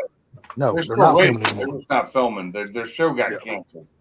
They will their show got canceled. They'll still be racing and stuff. They're just not filming anymore. Yeah, they're still a race team. They've been Really? for a while. Yeah, that's what he said on the live the other day when he was in here. Huh. Wow. And to let you know, Sublime, no, them cars are not running in the 6 and 650s. Those cars are running in the 5s. On the street? Yes, they're running in the 5s. Really? Yes. Huh. I felt like when they first started the show, when they were talking about times, they were talking in the, No, them are like small. low sixes. Yeah, they're running small tires on those cars, and those cars have got 1,600 horsepower in those cars, and they're not running in those 6s. Well, some of Those them cars are freaking fucking don't flying. Well, yeah, those man, cars you are have- flying. Yeah. I thought some of them guys were running close to 2,000 horsepower. Yeah, but these are new cars. These are not the cars that you Oh. normally see on Street Outlaws. They built Yeah, they're not the big tire cars. These are small tire no, cars. all these are small tires. They all built different cars for this one particular series that they're running. Yeah. And they've got But they're still stricter rules, you know what I mean? 1,500 horsepower. It's got to have steel quarters, steel roof, stuff like that. Yeah, it has to have No tag, Lexan. insurance. It's Yeah, got to be no a Lexan. legitimate street car. Back seats required, I think. Yeah, full interior. Yeah. I'm getting rid of my back seat, so I wouldn't even be able to qualify for that. No. Yeah, so I mean, no, and the car you seen Chuck race, the one he just lost that race with, that is a twin turbo Coyote in that Mustang. Yeah, I know. He just done. But He no, he just did a video yesterday on that car. Sorry, Nate. Don't talk anymore about that episode. Nate's recording it. Okay. I hadn't watched not the first episode, so I don't even know what happened. I just You know want he was earphones? talking about he lost the race yesterday, and he talked about the guy that he lost to. He said the only reason why he lost is when the guy was coming around him. That's when he just That's when he decided to mash the what is that little button that Scramble button. Scramble. Yeah, that's when he decided to mash the scramble button. He said, but it was too late at that time. Too late He at said that point. the guy was already coming around him. Yeah. He said if he would have looked in his mirror sooner and seen him catching him, he goes, the guy would have never passed him. Nate's a like, fif- no more, I'm out of here. But Chuck did say that's a 1,600 horsepower Coyote twin turbo in that car. Damn. Yeah, Yeah. no shit. And he just called it a poor man's build on the show here earlier. Yeah, Nate, I tell you what, the shop that I like the most out of their channels, I guess will probably be Murder Nova's, Sean's. I really don't. Chuck's is good now because Chuck is building a big brand new shop. He bought Now some that more he's out of property. jail? Yeah, and he's building a big new shop. And but the channel I like more than any of those channels, and that's Big Chiefs. Midwest Street Cars, dude. I love his channel. I think that dude is a fucking genius. Okay, guys, I'm out of here. All right. Have a good night, Pinks. See you later. Take it easy, Later, Pinks. I'm telling you, if you don't follow Midwest Street Cars, go follow them. Because to watch Big Chief talk about nitrous, talk about turbos and suspension setups and this and bar angles and dude, it's crazy. I did not know this dude had this much knowledge. This dude has got a fuck ton of knowledge. He's awesome to watch. Hell yeah, he's awesome to watch. The dude's mind is like crazy. He's like a scientist when he's sitting here talking about this and talking about that. You know, why this does that and why this does that. It's just crazy as hell. He's really cool, man. He's nothing like he was when he was on Street Outlaws. Completely different Big Chief. Yeah, completely different guy. All right, well, if you're shutting it down, man, y'all go to bed. We'll talk to y'all later. Y'all have a good night. Let's go. Everybody in the Later, chat, everybody. you guys all have a good one. Zach, take care, buddy. Night, everybody. Nate, Street Fox, Ray, Rail Trap's already gone. Anybody else that might be in the bushes? You guys all have a good one. We'll see you on the flip side. Later.